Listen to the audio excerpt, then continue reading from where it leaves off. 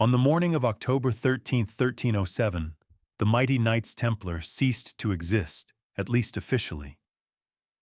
In France, royal agents raided their strongholds, seized their property, and dragged their brothers to prison. The Pope denounced them, the king condemned them, and just like that, the most powerful military order in Christendom vanished. But here's the problem: not all of them were captured. Thousands were unaccounted for. No mass graves, no great battles, just silence. So where did they go? Who helped them, and why, centuries later, do whispers still point to the shadows where they might have survived? To trace their fate, we must step softly through royal archives, forgotten coastal routes, and abbeys that never made the maps. This isn't about treasure or secret bloodlines. It's about movement, disappearance, reinvention, and above all, about the places that opened their gates when the rest of the world slammed them shut. The story of the Templars is often told in grand terms: crusades, cathedrals, accusations of heresy whispered behind candle-lit walls. But beneath the surface lies a quieter history, a secretive one, a story not of their downfall, but of their survival. You see, for every fortress stormed and commander arrested, there were brothers who slipped through the net. Men trained in strategy, fluent in multiple languages, and well-connected across Europe's fractured kingdoms. Some found ports, some found passage. Others found shelter in places where papal decrees held no sway. Over the next few hours, we'll follow them, not to the Holy Land, but westward, northward, into mountains, coastlines, cloisters, and cities, into the forgotten corridors of power, and into the hearts of kingdoms with their own reasons to protect what others wanted destroyed. Before we venture further into the shadows, take a moment to subscribe so you never miss a secret that history has tried to forget. The collapse came swiftly. One morning, the Templars were untouchable warrior monks with a network spanning Europe and the Holy Land. The next, they were fugitives. But not all of them. The arrests orchestrated by King Philip IV of France were surgical-focused and limited by geography. While France bore the brunt of the persecution, the broader reach of the Templar network meant that many members, particularly those stationed beyond Philip's immediate influence, had time to prepare, time to flee, and time to vanish. Not every man in the order carried the same risk. At the center of the danger were the high-ranking brothers, regional commanders, treasurers, those with access to property titles, financial records, and coded correspondences. These men posed the greatest threat to the monarchs, who now viewed the Templars not just as heretics, but as bureaucratic liabilities. Their testimonies could unravel land claims. Their knowledge of royal debts, especially in France, could prove politically fatal. And their movements, should they escape, could destabilize what Philip sought most control. But others were also vulnerable in more subtle ways. The chaplains who had been entrusted with the order's spiritual secrets, the scribes who maintained archives that were suddenly inconvenient, and even older knights with deep roots in specific regions, they all risked interrogation, or worse. Younger recruits, ironically, were safer. Lacking high-level knowledge or political value, many were left in the margins of the arrests, or quietly filtered back into civilian life. Still, fear lingered. Papal bulls had been issued. Suspicion stretched far beyond the borders of France. One lesser-known, yet telling detail, emerges from letters preserved in the Avignon archives. A cluster of former Templars in northern Italy petitioned to enter the Cistercian order, citing a desire for silence and spiritual humility. The tone is humble, almost broken. But some historians suspect a different motive: protection.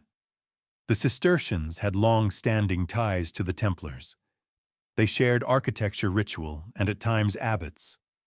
If any monastic community might absorb the fugitives discreetly, it was them. The categories of those seeking sanctuary begin to reveal themselves through a pattern. First, those with knowledge, financial, diplomatic, or theological. Second, those who had visibility, men known by local authorities or associated with specific estates. Third, those stationed in regions suddenly hostile to the order. And finally, those caught between men without titles but marked by proximity to power. This question of who needed sanctuary most leads to broader implications. Why did no continent-wide manhunt emerge? Why were certain brothers left untouched? And why do records of many disappear?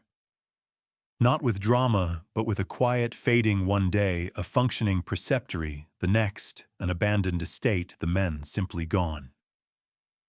There are debates, of course. Some scholars argue that many of these disappearances were just record-keeping failures, medieval bureaucracy at its inconsistent best. Others suggest that political motivations shaped which records were kept, which were altered, and which were lost. There's even a theory that some Templars willingly accepted confession penance and obscurity as a spiritual escape, choosing to disappear not from fear, but from faith. And yet, the sheer consistency of vanishing figures, especially from France, northern Italy, parts of Occitania and beyond, suggests something more deliberate. Survival required planning, networks, quiet allies, and perhaps most importantly, havens where the eyes of kings and popes could not easily reach. Those havens didn't exist in a vacuum. They were built, or rather opened, by those who stood to gain from sheltering skilled, well-connected men suddenly removed from power. But before we follow those corridors, ships and mountain paths, we must linger a moment longer on the question of risk. Because in every disappearance, there's a calculation: who was worth saving, who was too dangerous to abandon. And in that calculation, we begin to glimpse the outlines of a new map. Not one of crusader states or military outposts, but of refugees scattered, concealed, and cunningly chosen. Escape often begins in silence. No declarations, no grand gestures, just footsteps in the dark. For the Templars who avoided arrest in France, the clock began ticking on the morning of October 13th, 1307.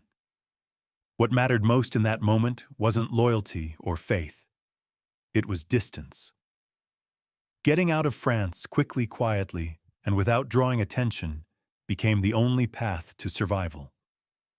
France in the early 14th century was a fractured land with rivers that wound through misted valleys and forests dense enough to swallow entire companies of men.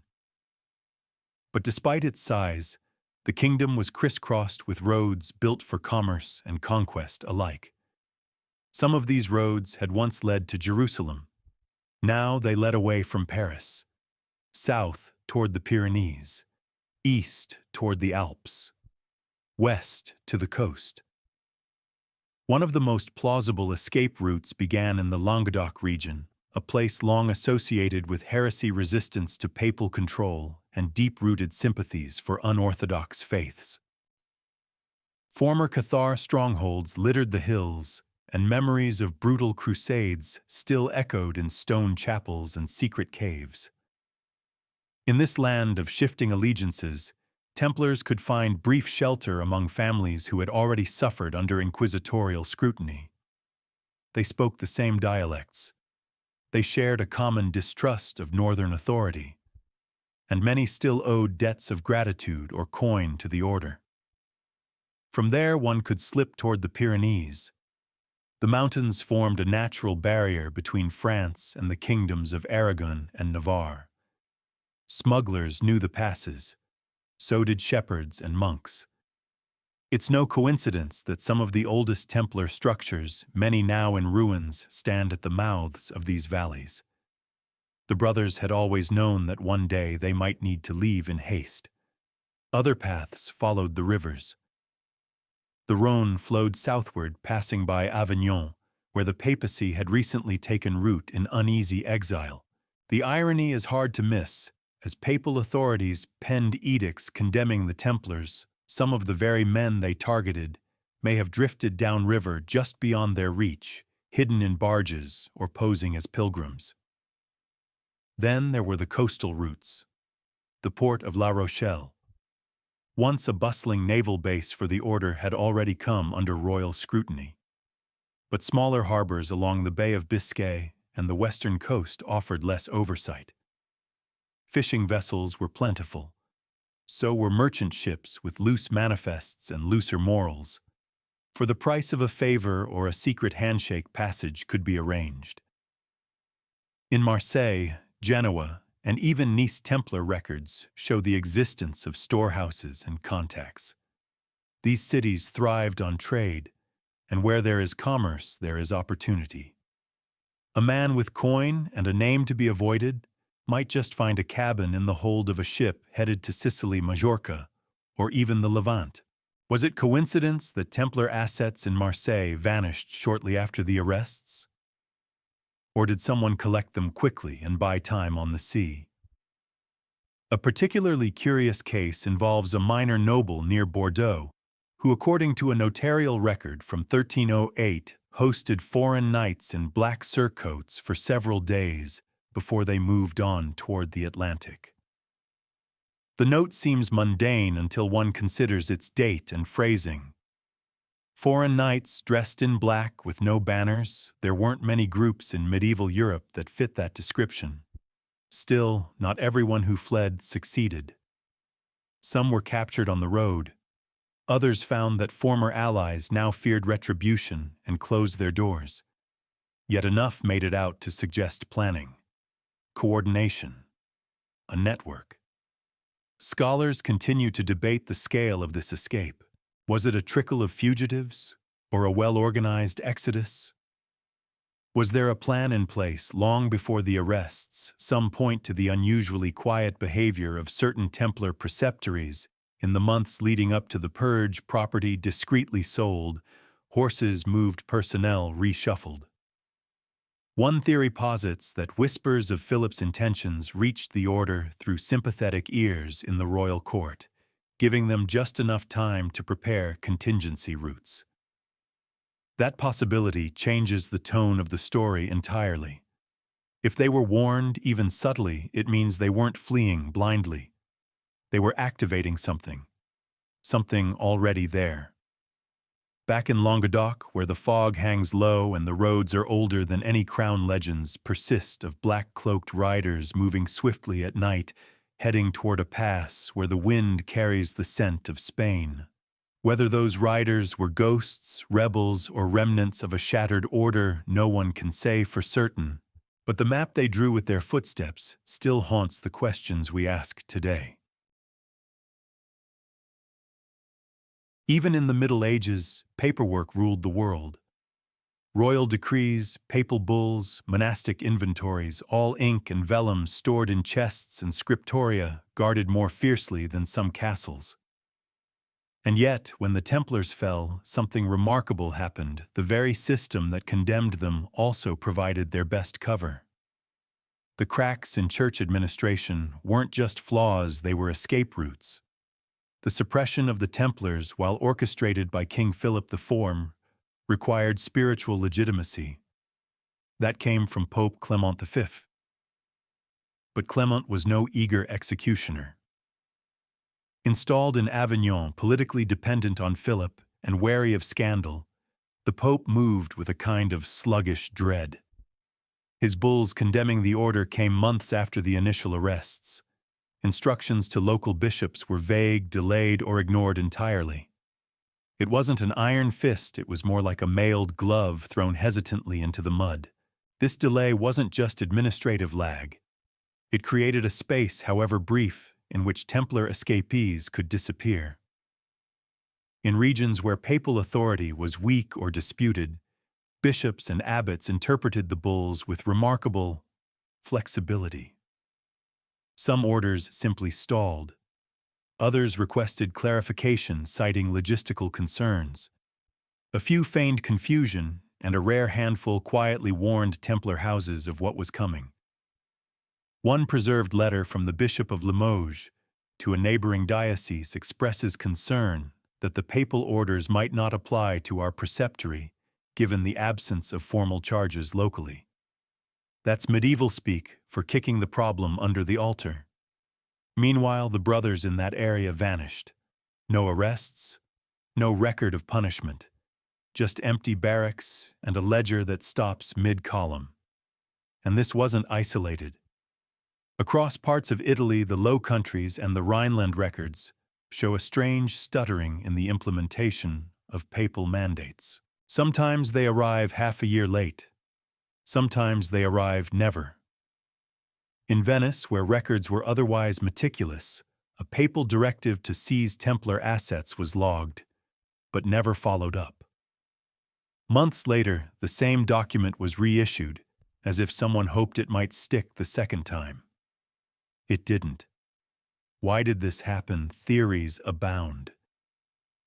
Some point to bureaucratic incompetence. Rome's curia was famously labyrinthine. Others suggest resistance from local clergy who sympathized with the Templars or feared the implications of the order's fall. And a few suggest something quieter, a whispered understanding that not all brothers needed to be caught. That mercy, or perhaps utility, required looking the other way. But the most controversial interpretation is the idea that Clement V himself was conflicted. Scholars have noted inconsistencies in his correspondence, moments of hesitation, clauses suggesting leniency, and an insistence on canonical trials rather than outright condemnation. One letter preserved in fragment reportedly refers to the need for quiet reconciliation where the faith is firm. A euphemism, perhaps, for quietly folding wayward knights back into the church, no questions asked. Of course, the trail isn't always that poetic. Sometimes it's just missing. Entire preceptories vanish from the records, not burned, not sacked, not seized, just erased. No names, no final inventories, no trial transcripts. And curiously, these absences often correspond to regions where papal authority was weakest or contested by secular power. This discrepancy opens an unresolved debate among historians. Was the record's silence a cover for quiet mercy? Or was it simply a void created by war decay and the fragility of ink over time? Those who argue for a deliberate blind spot point to the consistency, the same types of gaps always in the same places, involving the same kinds of men, senior enough to be dangerous, but not notorious enough to attract attention. It's also worth noting that many of these regions saw an uptick in donations to nearby monasteries in the years immediately following 1307. Coincidence, maybe. Or maybe it was a form of penance. A brother disappears, but the local abbey suddenly receives a new set of books, some horses, and a freshly minted crucifix. All without explanation. There's a temptation, of course, to fill these gaps with drama, secret tunnels, forged identities, midnight oaths. But the reality may be quieter and more unsettling. The blind spot wasn't dramatic. It was procedural. A failure of urgency, a surplus of ambiguity, and a few too many bishops with more pressing concerns. And in that quiet fog of paperwork and politics, entire lives were able to pass unnoticed.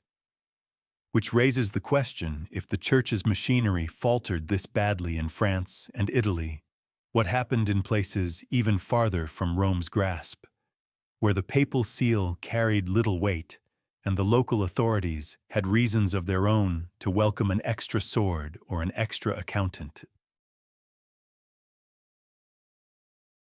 Portugal in the early 14th century was a kingdom defined by its edges. The Atlantic pressed against its western spine while Spain loomed on its eastern frontier. But in the shadow of the Templars' downfall, Portugal became something else entirely, a quiet sanctuary, hidden in plain sight. While France burned with accusations and trials, Portugal offered something almost radical: absorption without punishment. At the time of the arrests in France, Portugal was ruled by King Denis, a monarch known less for his piety than for his pragmatism.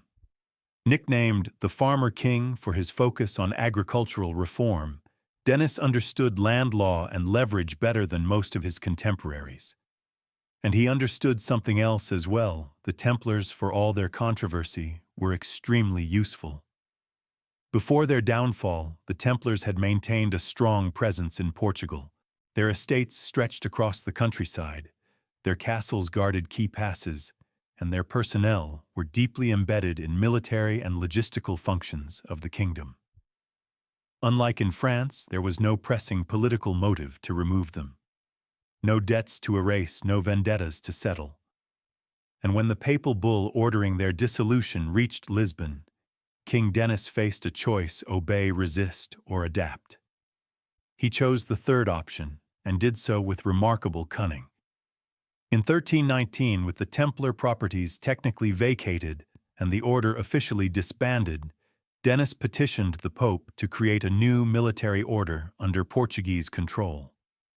He proposed the Order of Christ, arguing that its creation would preserve the spiritual and military function the Templars once held, but within a structure that answered only to the Portuguese crown. It was nationalization with a halo. To sweeten the deal, Denis pledged loyalty to the Church, promised that the new order would remain free of the alleged heresies that had plagued the Templars, and ensured that any former brothers admitted would undergo proper vetting. Whether the Pope bought the whole pitch is debatable. But in 1319, Clement V's successor, Pope John XXIII, approved the formation of the Order of Christ. And just like that, the Templars of Portugal were reborn under a new name with new robes, but often with the same faces beneath them. Some modern historians argue that this was simply a rebranding effort, a way to preserve valuable institutions under ecclesiastical cover. But others point to more compelling details. Personnel rosters from the Ordem de Cristo's early years bear striking similarities to those of the now defunct Templar commanderies. Former Templar lands weren't seized or auctioned. They were transferred whole and intact to the new order. Even the heraldic symbols retained a resemblance, as if erasing the past was more about optics than ideology. And then there's Tomar. The town of Tomar had long been the heart of Templar power in Portugal. Its castle, built atop a winding hill, was a fortress and monastery, in one guarded by thick walls, and a round church modeled after the Holy Sepulchre in Jerusalem. After 1312, while other Templar strongholds across Europe were shuttered, Tomar remained active, almost defiantly so. By the time the Order of Christ took root, Tomar became its headquarters. The Knights simply stayed. A different banner fluttered above the tower, but the routines continued. This continuity has stirred debates in academic circles. Was Portugal's solution a genuine ecclesiastical reform, or a quiet refusal to comply with international pressure? Did the new order operate independently or as a disguised continuation of Templar principles? And why, unlike other kingdoms, did Portugal face no serious reprimand for its approach? Part of the answer may lie in geography. Portugal was peripheral to the great power struggles of the Avignon papacy and the French crown. Its loyalty was less scrutinized, its internal decisions less contested, and its king, balancing diplomacy with shrewd governance, knew how to frame national interest in the language of faith. What's more, Portugal's coastline offered direct access to the broader world. Ships launched from Lisbon and Porto were already skimming the edges of North Africa and the Canaries. With the Order of Christ at their helm, many of these voyages carried not just explorers and merchants, but the quiet legacy of Templar knowledge, navigation, secrecy, and resilience. Some have even suggested that the survival of former Templars in Portugal paved the way for the Age of Discovery. That in their maritime rebirth, they became something more than monks or knights. They became a mythic memory passed down through the sailors who would later push beyond the known world. Of course, not all former Templars in Portugal joined the new order. Some retired to farms, others faded into monastic silence. But enough remained, enough were absorbed that Portugal stands as a unique case. Not a haven of hiding, but one of transformation, where the fall of the order was not a death, but a chrysalis. It's easy to imagine the fall of the Templars as total one decree, one purge, and the order is no more. But history rarely cooperates with neat endings. In some places, the Templars didn't vanish in chains or smoke. They lingered, shifted, took on new names. Nowhere is this more evident than in the curious case of the order's legal survival through transformation. A sleight of hand that was more bureaucratic than mystical. Following the papal decree Vox in Excelso in 1312, which officially dissolved the Knights Templar Church, authorities faced a logistical conundrum. What to do with the properties, lands, and wealth of one of the richest organizations in Europe? The official answer was that all former Templar holdings were to be transferred to the Knights Hospitaller. But the actual implementation varied wildly by region, and in some cases never happened at all. In parts of Aragon and Catalonia, for instance, local authorities delayed the handover of Templar assets for years. Some cited legal disputes. Others claimed they needed further clarification from Rome. But scattered among these excuses is a deeper truth: not everyone agreed with the dissolution. Some rulers, clergy, and noble families had too much to lose or too much to gain from quietly repurposing the Templars' infrastructure without making a public spectacle. One striking example lies in the former Templar commandery at Miravet, perched dramatically above the Ebro River in Catalonia. Official records show that the property was transferred to the Hospitallers in name. But oddly, the local inhabitants continued to refer to it as a Templar site well into the 15th century. Oral traditions clung to the past long after the parchment said otherwise. And some of the men seen patrolling the fortress, according to travelers' accounts, still bore traces of the old habits, the distinct sword belt, the way they stood at prayer. Even more intriguing is the story of the Order of Montesa, created in 1317 under the Crown of Aragon. Montesa was established with explicit permission from Pope John XXIII as a kind of localized replacement for the Templars. Unlike Portugal's Order of Christ, Montesa didn't hide its lineage. It inherited Templar properties, absorbed their personnel, and modeled its rule on the Cistercian-influenced structure the Templars had followed. In other words, it was the Templar order in all but name wearing new robes, reciting new titles, but moving with familiar purpose. Why would this be permitted? The answer may lie in balance. The Church, reeling from the public scandal of the Templars' arrest and the grotesque trials that followed, needed to reassert order. But it also couldn't afford chaos. In the volatile lands of the Iberian frontier, where Muslim kingdoms still pressed from the south, Christian monarchs needed seasoned warriors. So the Church offered compromise. Orders like Montesa weren't just tolerated, they were useful. Some historians argue that these legal reconfigurations were merely symbolic, a way of cleaning the slate, while preserving continuity of military defense. But others take a bolder stance.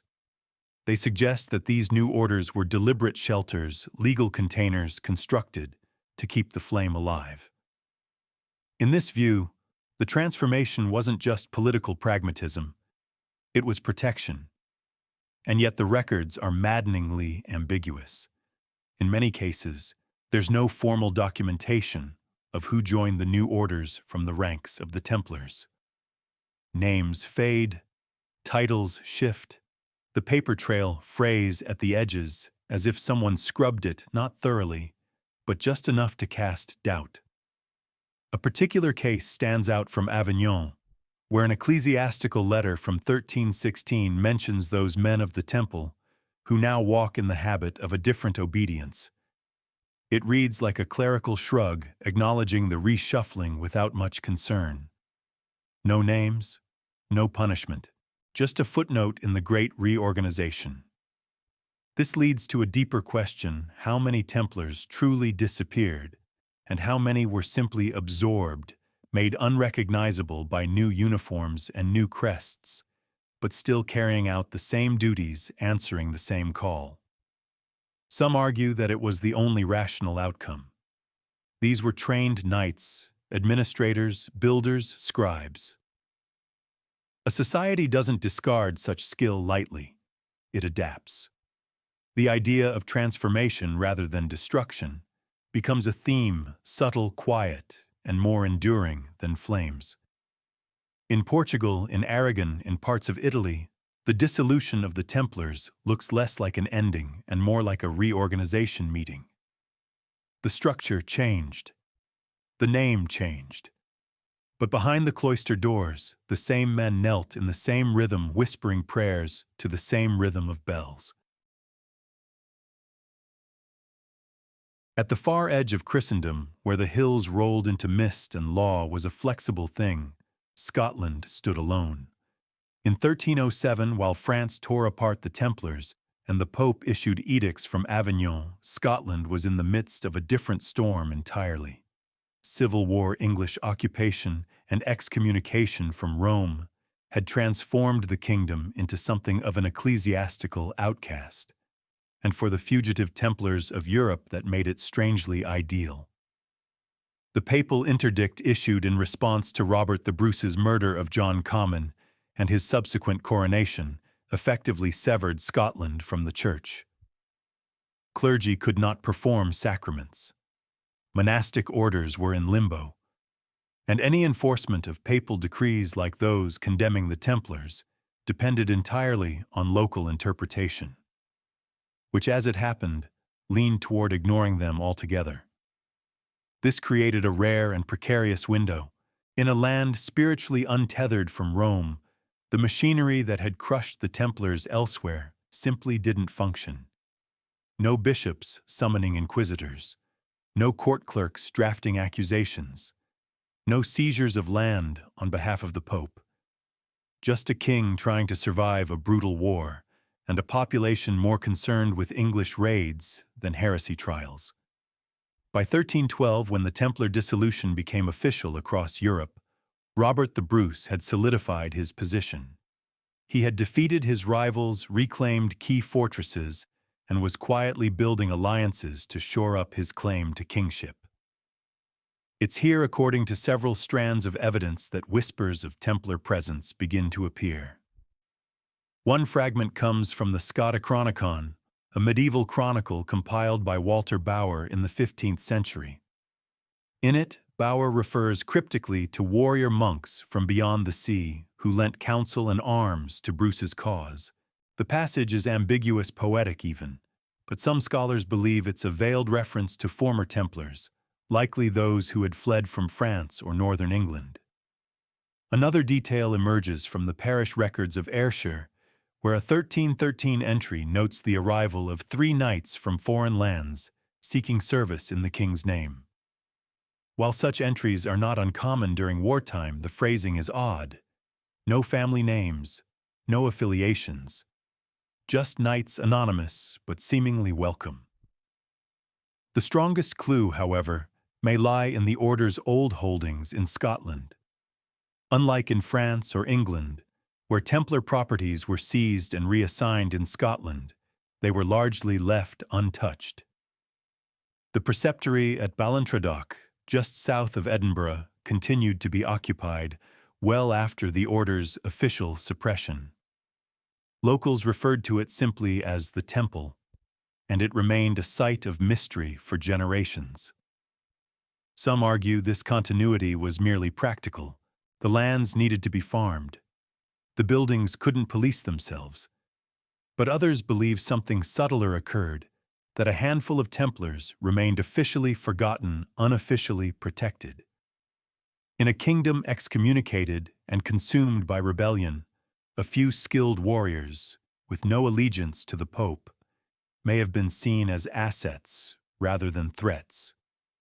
It's important to note, however, that Scotland wasn't a utopia of Templar sympathy. The Church's shadow still lingered, and not all local leaders were inclined to shelter outlaws. But what made Scotland unique was the vacuum. There was no central authority to enforce the papal will, no unified legal system to track fugitives.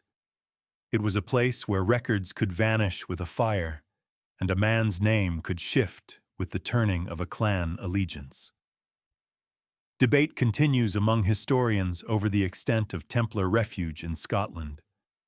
Some claim the evidence is circumstantial, at best interpretive leaps over gaps in the archive.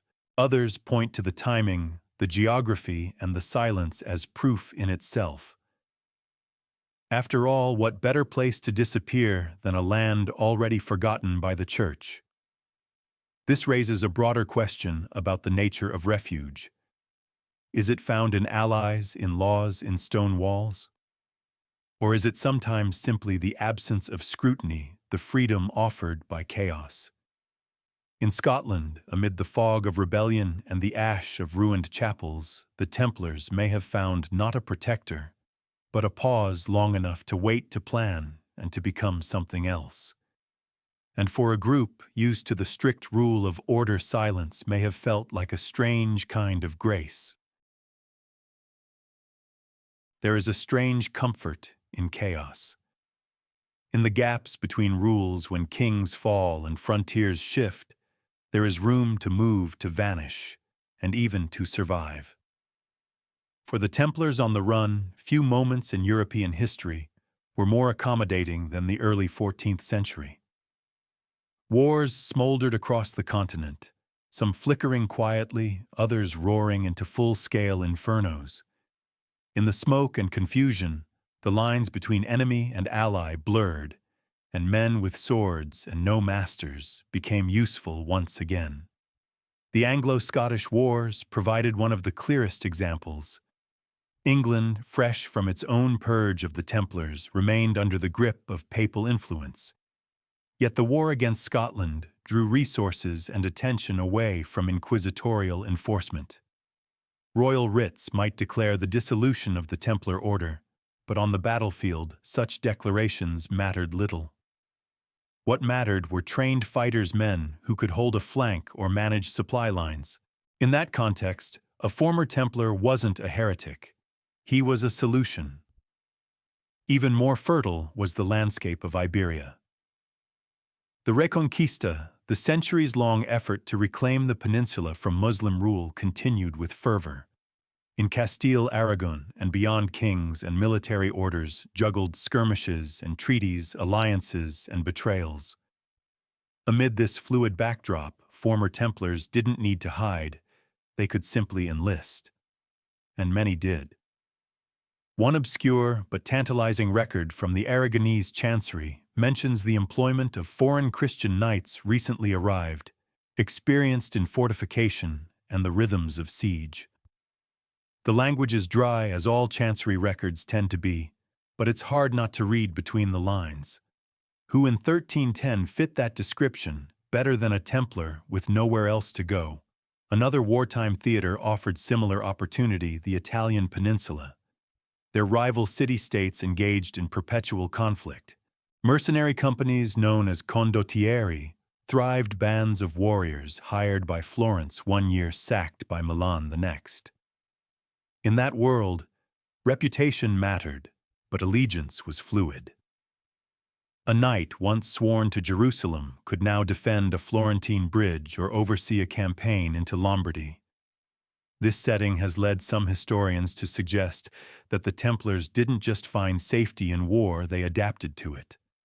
No longer bound by vows to a central order, they became free agents of violence and strategy. If war had once been their sacred duty, it was now their currency. And for some, perhaps even a form of penance. There is one particularly haunting account of a skirmish in northern Italy, where a group of unusually disciplined soldiers was observed fighting under no known banner.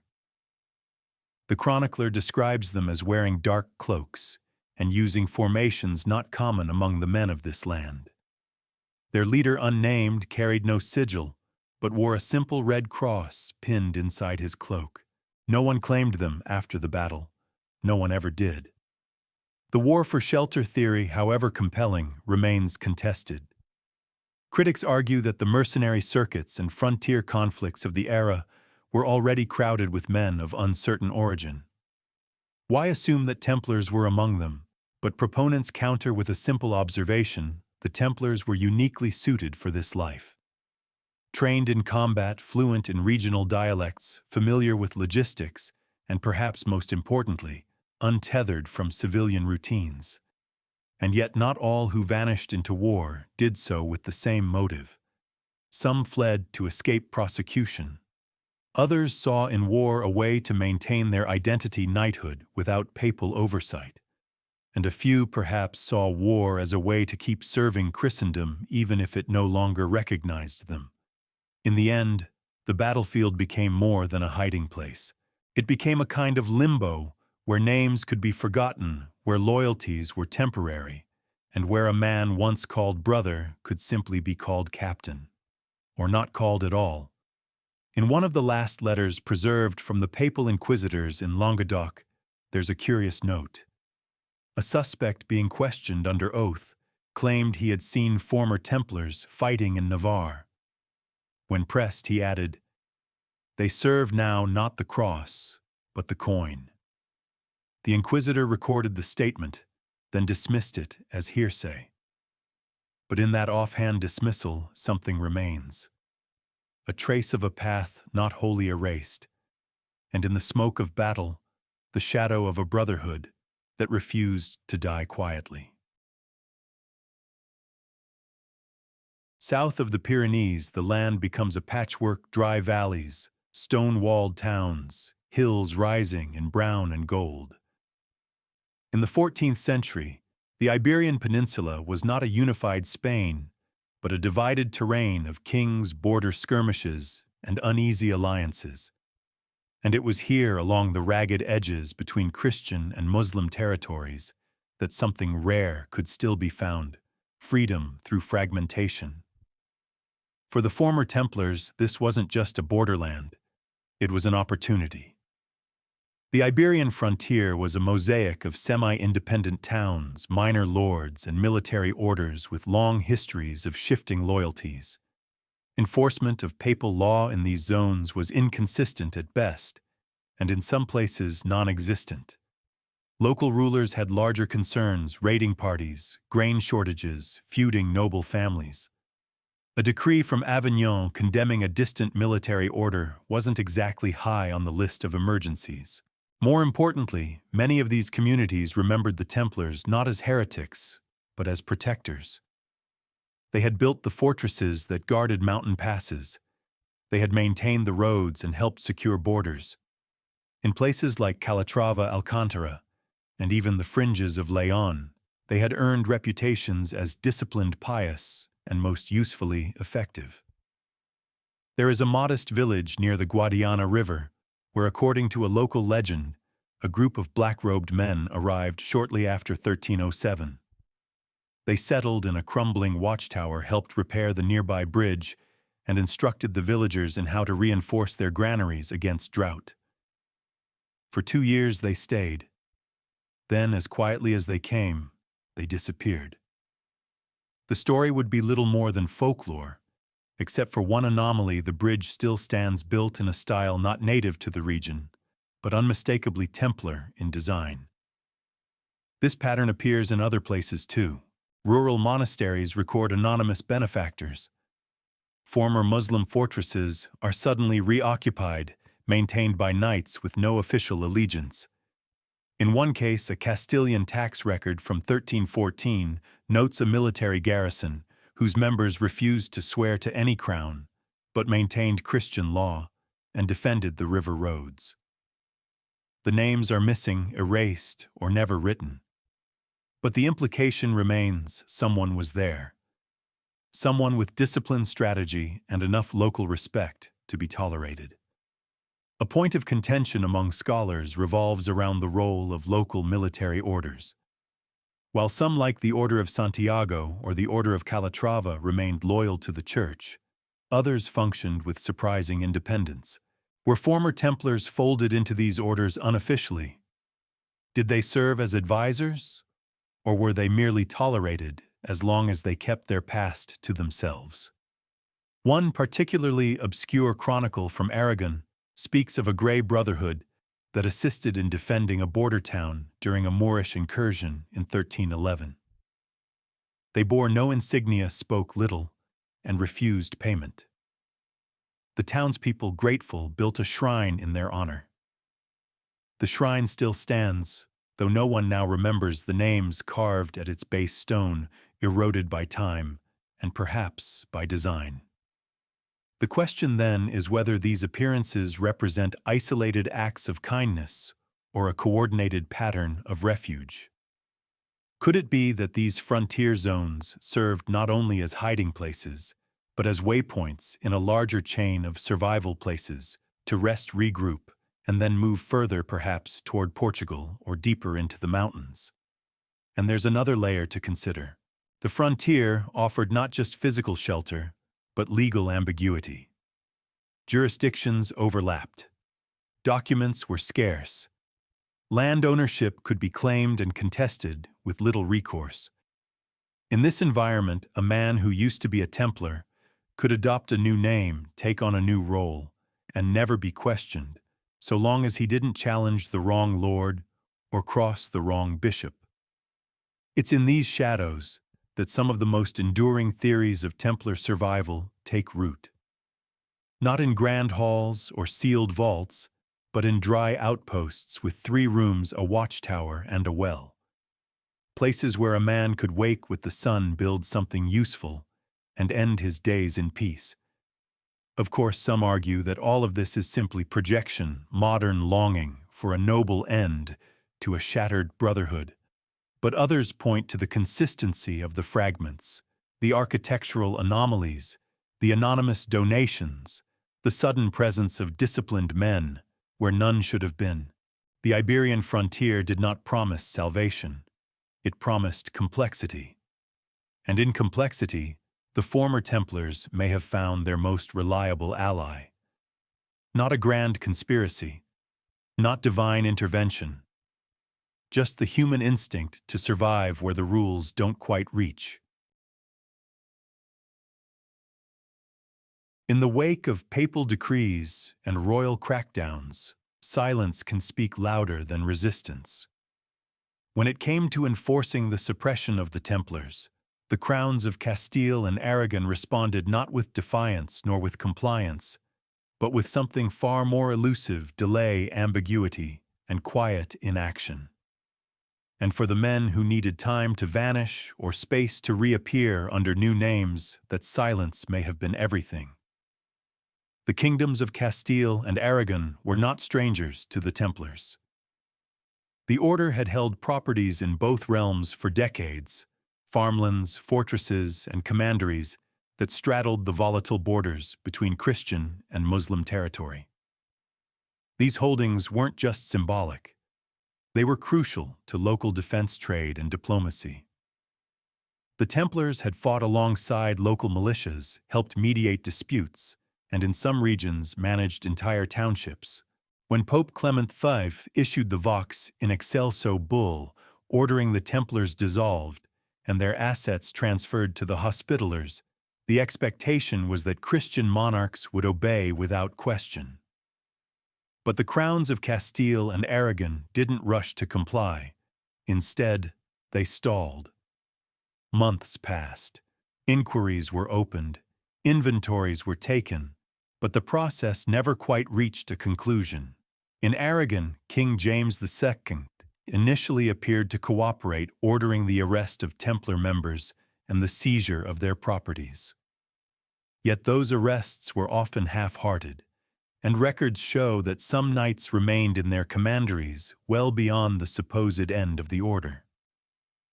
More tellingly, James petitioned the papacy not to send the Templar properties to the Hospitallers, but to create a new military order under Aragonese control, one better suited. He argued to the needs of his realm. That order, the Order of Montesa, was eventually approved in 1317, absorbing many former Templar properties, and if local tradition holds true, many former Templars as well. Like in Portugal, this wasn't a purge. It was a pivot, and for those who remained loyal to the old rule, it was a soft landing, not a fall. Castile played a subtler game.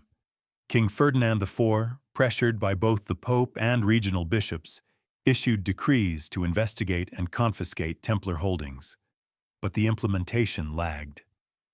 In some towns, Templar estates sat unclaimed for years. In others, local lords quietly took control, often with little to no resistance. One document from 1314 notes a dispute over a former Templar vineyard, its ownership claimed simultaneously by the Church and a Castilian noble family. The case was never resolved. And then there's the silence in the records themselves. Trial transcripts from France are abundant, filled with accusations, confessions, and procedures.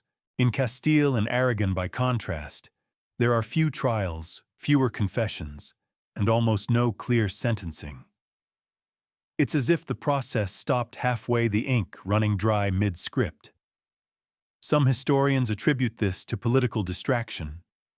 The Iberian kingdoms were engaged in delicate balancing acts, managing truces with Muslim states, fending off internal noble disputes, and navigating succession crises.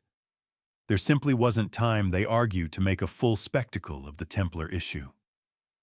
But others suspect something more intentional, that the silence was not negligence, but strategy. After all, the Templars weren't just knights. They were bankers, scribes, translators, and logisticians. And in border regions constantly under threat, those skills were irreplaceable. Why discard an asset, especially one willing to serve discreetly? One account preserved in the annals of the Monasterio de las Huelgas speaks of a brotherhood of former knights given sanctuary under ecclesiastical protection in exchange for managing the monastery's vineyards and books. The dates align with the post-dissolution years. No names are given, only the curious note that their conduct was never questioned. There is, of course, debate among scholars. Was this tolerance the result of quiet rebellion against papal overreach? Or was it simple inertia, the byproduct of kingdoms stretched thin and more concerned with borders than bulls? Either way, the result was the same. Templars in Castile and Aragon did not vanish in a blaze. They receded, gently, almost politely, and within that soft recession a pattern emerges. In regions where enforcement was loud, the order fell hard. But in places where kings moved slowly and the church held its breath, the past did not disappear. It was simply repainted. Which raises the question, what other institutions survived hidden inside the folds of new robes, speaking the same prayers, but no longer in Latin? Water remembers less than land. It leaves no footsteps, erases blood, and carries names away on salt and wind. For the Templars who needed to vanish, the sea wasn't just an escape route, it was a promise. A way to rewrite a life between ports, to trade one identity for another with the changing tide. And in the chaos following the arrests of 1307, the ports of Europe became quiet stages for some of the most daring disappearances the order would ever manage. The Templars had always understood the sea. Long before their fall, they maintained ships, shipyards, and maritime contacts across the Mediterranean and Atlantic coastlines. La Rochelle, on the western edge of France, had been their naval jewel, a bustling harbor town that once served as the order's primary Atlantic gateway. When the French crown turned against them, many suspected La Rochelle would be the site of their last stand. But no battle came. Instead, the port grew quiet, almost too quiet. A royal inventory of the La Rochelle commandery taken in 1308 reveals a strange discrepancy. Several vessels registered in the prior year's records were simply gone. No mention of sail, no account of destruction, just missing. At the same time, logs from nearby Breton and Gascon towns record the unusual arrival of foreign knights, with no clear allegiance, often traveling in small groups, often unarmed, always paying in hard silver. Coincidence, perhaps, or the gentle wake of something larger slipping away. What's striking is how consistently former Templars appear near secondary ports, places like Royan-les Sables-d'Olonne, or even smaller fishing villages known more for salted cod than royal patrols. In one case, a monastic journal from the Vendée coast describes a group of pious men with sun-worn cloaks who sought shelter for a single night in exchange for coin and silence. The monks accepted both. The theory of a maritime escape network has gained traction among scholars, especially those who study medieval logistics. The Templars didn't need to build a new system to flee, they already had one. Years of crusading had created an infrastructure of transport supply and coded communication. They had docks, warehouses, and allies from Sicily to Scotland. It would have been far harder for them not to use it. One curious clue comes from the island of Cyprus. Still technically a Christian stronghold in the 1300s, Cyprus had been a way station for crusaders and traders alike. Yet between 1308 and 1311, its port authorities recorded a spike in unregistered vessels, mostly small, fast ships, capable of hugging coastlines and avoiding detection. No one claimed these ships, and many arrived only to depart again within days. To some, these movements suggest the passage of Templar survivors island-hopping their way east, or using Cyprus as a temporary haven. Then there are the whispers of even farther travel. Some theorists cautiously point to Portuguese records noting unexplained activity along the Algarve coast, sightings of black-sailed ships, anchor marks in coves too shallow for merchant vessels, and strange visitors who left no names. It's possible, some argue, that small Templar flotillas made their way not just to Portugal, but beyond to Madeira, the Azores, or even Morocco. Of course, here the waters grow deeper and murkier. Critics dismiss these tales as romantic inventions, noting the lack of hard evidence. But what they can't explain is the pattern-coordinated absences matching ship types, synchronized timelines across distant ports. These aren't the signs of chaos. They're the fingerprints of strategy. A detail often overlooked in this conversation is the Templars' role in navigation itself. Unlike many noble orders, they kept detailed maps. They trained brothers in star-based sailing, wind analysis, and the tides. One English inventory of confiscated Templar property includes a set of instruments for measuring the heavens and charts with no written tongue. It's possible these tools were more than curiosities. They were passports. And yet the most tantalizing aspect of the maritime escape theory is its silence. Ships don't leave footprints. The sea doesn't keep ledgers. A man can board in one port and be someone else by the next. The records where they exist are shadows of motion, not proof. But in those shadows, we glimpse the outlines of an exodus, not of panic, but of precision. For a brotherhood trained in secrecy, travel by sea wasn't a desperate last resort. It was part of the plan. The clamor of steel and parchment fades the farther one travels into the cloisters of the Mediterranean. Stone corridors, thick with incense and echo, conceal not just monks at prayer, but sometimes more than prayer. In the years following the suppression of the Templars, some of the most effective hiding places weren't castles or forests, they were cloisters. Remote, self-governing, often autonomous to the point of opacity, these religious sanctuaries provided shelter in the most unassuming way possible by asking no questions at all. From the rocky coasts of Calabria To the sunburned cliffs of Dalmatia, monastic houses dotted the Mediterranean landscape. Many were affiliated with Benedictine or Cistercian traditions orders, with which the Templars had long enjoyed close ties.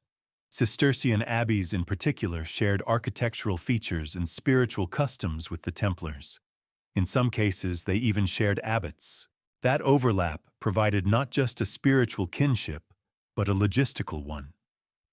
A door already ajar doesn't need to be forced. Consider the monastery of Santa Maria de Poblet in Catalonia. Known for its massive fortified walls and noble patronage, it remained untouched by the inquisitorial fervor of the early 1300s. Within its records, there are strange gaps, years where guest rosters are blank inventories that suddenly omit food stores, known to have been in abundance, cryptic notations referring to brothers in transitus. Whether those were visiting clergy or silent guests is still debated, but the timing matches the height of the Templar dissolutions. Further east, the Greek Isles offered a similar refuge. In the Dodecanese, where Latin influence lingered after the Crusades, several small monasteries appear to have quietly expanded their holdings during the very years the Templars were being dismantled. One particularly curious example is a hilltop abbey on Niceros, where frescoes painted in the early 14th century depict armored men without faces, visitors perhaps remembered in art, but not in name. The appeal of these places is clear. Monasteries controlled their own lands, often reported only nominally to higher authorities, and practiced a rhythm of life that naturally discouraged inquiry. A man could shave his beard, don a robe, and vanish into the sacred hours of chant and silence. And while papal bulls demanded the dismantling of Templar assets, they didn't always reach the abbots at the fringes of the ecclesiastical world. Or if they did, those abbots had ample means to misunderstand them. There are stories, too, if you know where to listen. In a Sicilian coastal priory, a weathered manuscript describes the arrival of 6 foreign pilgrims bearing marks of sorrow and steel. They were given quarters, worked the fields, and after 2 years left behind a carefully copied psalter and a chest of coins. No names, no records. But the note is signed by a monk with a surname once linked to a Templar commandery outside Toulouse. This form of shelter, quiet absorption into a sacred rhythm wasn't just strategic. For some former Templars, it may have been redemptive. Accused of heresy, rejected by Rome, cast adrift from their mission, the cloister offered not just anonymity, but a chance to find spiritual clarity in a world suddenly void of it. A place where penance wasn't performative and silence wasn't suspicious. That said, the notion of widespread monastic refuge is not without its critics. Skeptics point out that not all monasteries were equipped or willing to shield fugitives, especially those carrying the political weight of papal condemnation. Monastic life was harsh, its routines rigid. Could men trained for war truly vanish among hymnals and beehives? Yet it's the smallest places that provide the most suggestive clues. In Corsica, a Franciscan chapel once held an oddly large collection of French devotional manuscripts. Donated, the inscription reads, "By brothers rescued from fire." Fire perhaps metaphorical, or perhaps not. The debate continues. Was this a few scattered instances of compassion, or a quiet, continent-spanning gesture of spiritual solidarity? And if monasteries truly did hide, Templars, was it an act of defiance, or simply the old Christian instinct to offer refuge to the persecuted? In the end, what matters is not just the possibility of shelter, but its logic. When doors closed in cities, they opened in cloisters, not for glory, not for rebellion, but for rest and perhaps, just perhaps, for salvation. Not every Templar found sanctuary in remote valleys or windswept monasteries. Some vanished in the very places they had once worn their mantles, proudly cities. At first glance, the idea seems unlikely. Urban centers were hubs of royal and ecclesiastical power places, where news traveled fast and inquisitors held sway. But cities also offered something rare: anonymity, through density protection, through proximity. Among crowds and guilds and alleyways, a man could lose his past one street at a time. Throughout Europe, Templars had long maintained urban preceptories. These weren't just outposts for collecting tithes, they were economic engines. They ran inns, operated mills, rented properties, and brokered loans. In cities like Toulouse, Genoa, Bruges, and even Paris, the order had woven itself into the economic fabric. And when the fall came, those connections didn't vanish.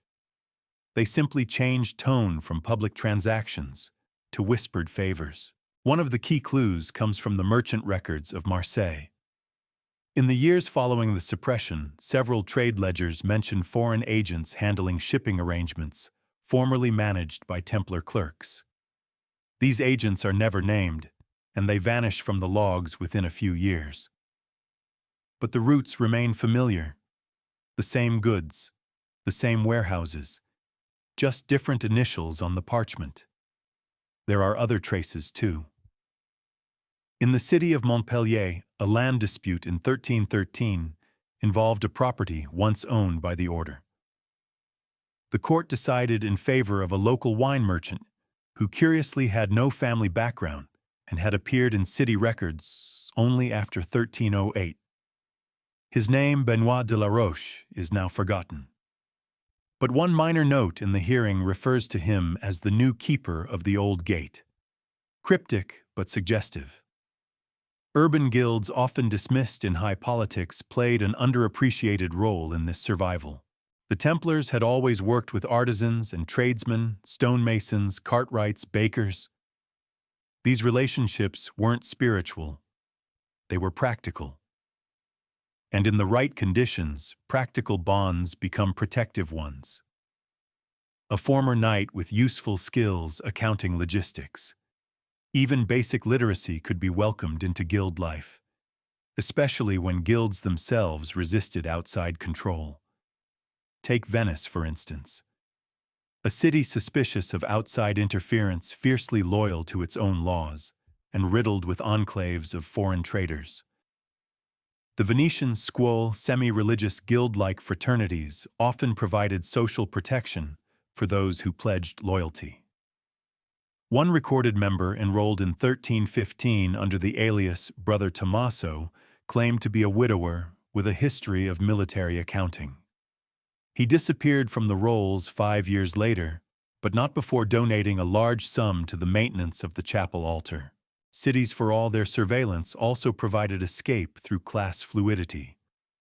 A man of noble bearing but modest means could pose as a minor official. A warrior could become a guard, a scribe, or even a teacher. Latin fluency, after all, was still rare. The Templars had trained many of their own to read and write not just in Latin but in regional vernaculars. That kind of literacy was gold in an urban economy. Some scholars point to the northern city of Lübeck, where church records show the sudden appearance of a brotherhood of penitents who operated a small hospital and maintained strict silence about their origins. The timing aligns with the order's suppression. Their leader, known only as Otto the Quiet, was described by a priest as one who walked like a man of war, but prayed like a monk. No further details survive. There are naturally limits to this theory. Cities could offer shelter, but they could also betray. Inquisitors did operate in urban centers. The wrong word in a tavern, the wrong insignia sewn into a garment could spell doom. But for those who kept their heads down and their pasts folded quietly into trade or guild, life cities offered a paradox. The noise made it easier to stay silent.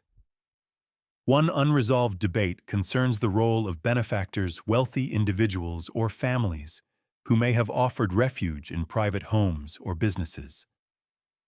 There are accounts of noble patrons continuing to employ former Templar stewards, even after the order's fall. Whether out of loyalty, sympathy, or sheer convenience, these relationships blur the line between protector and client.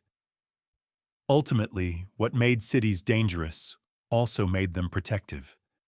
They were dense with eyes, but also with doors.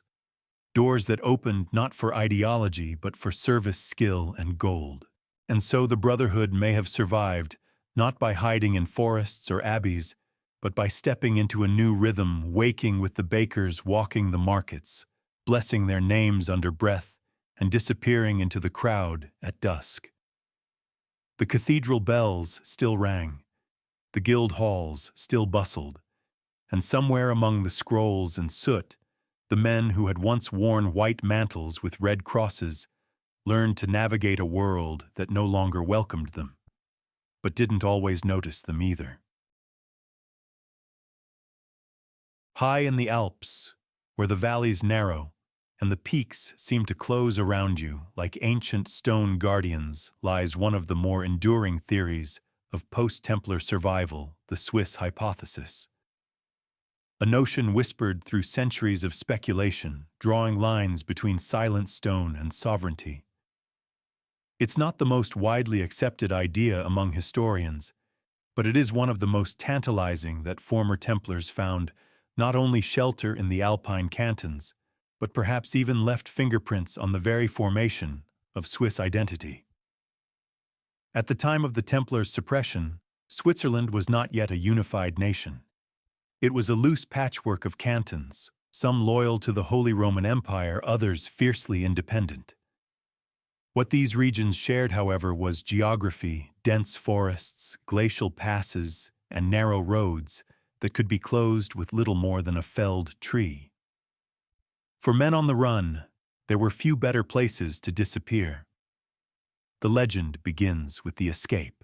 Some claim that a group of Templars, forewarned of their impending arrest, fled eastward from France into the Alpine passes, bringing with them not treasure, but knowledge, military, architectural, and financial.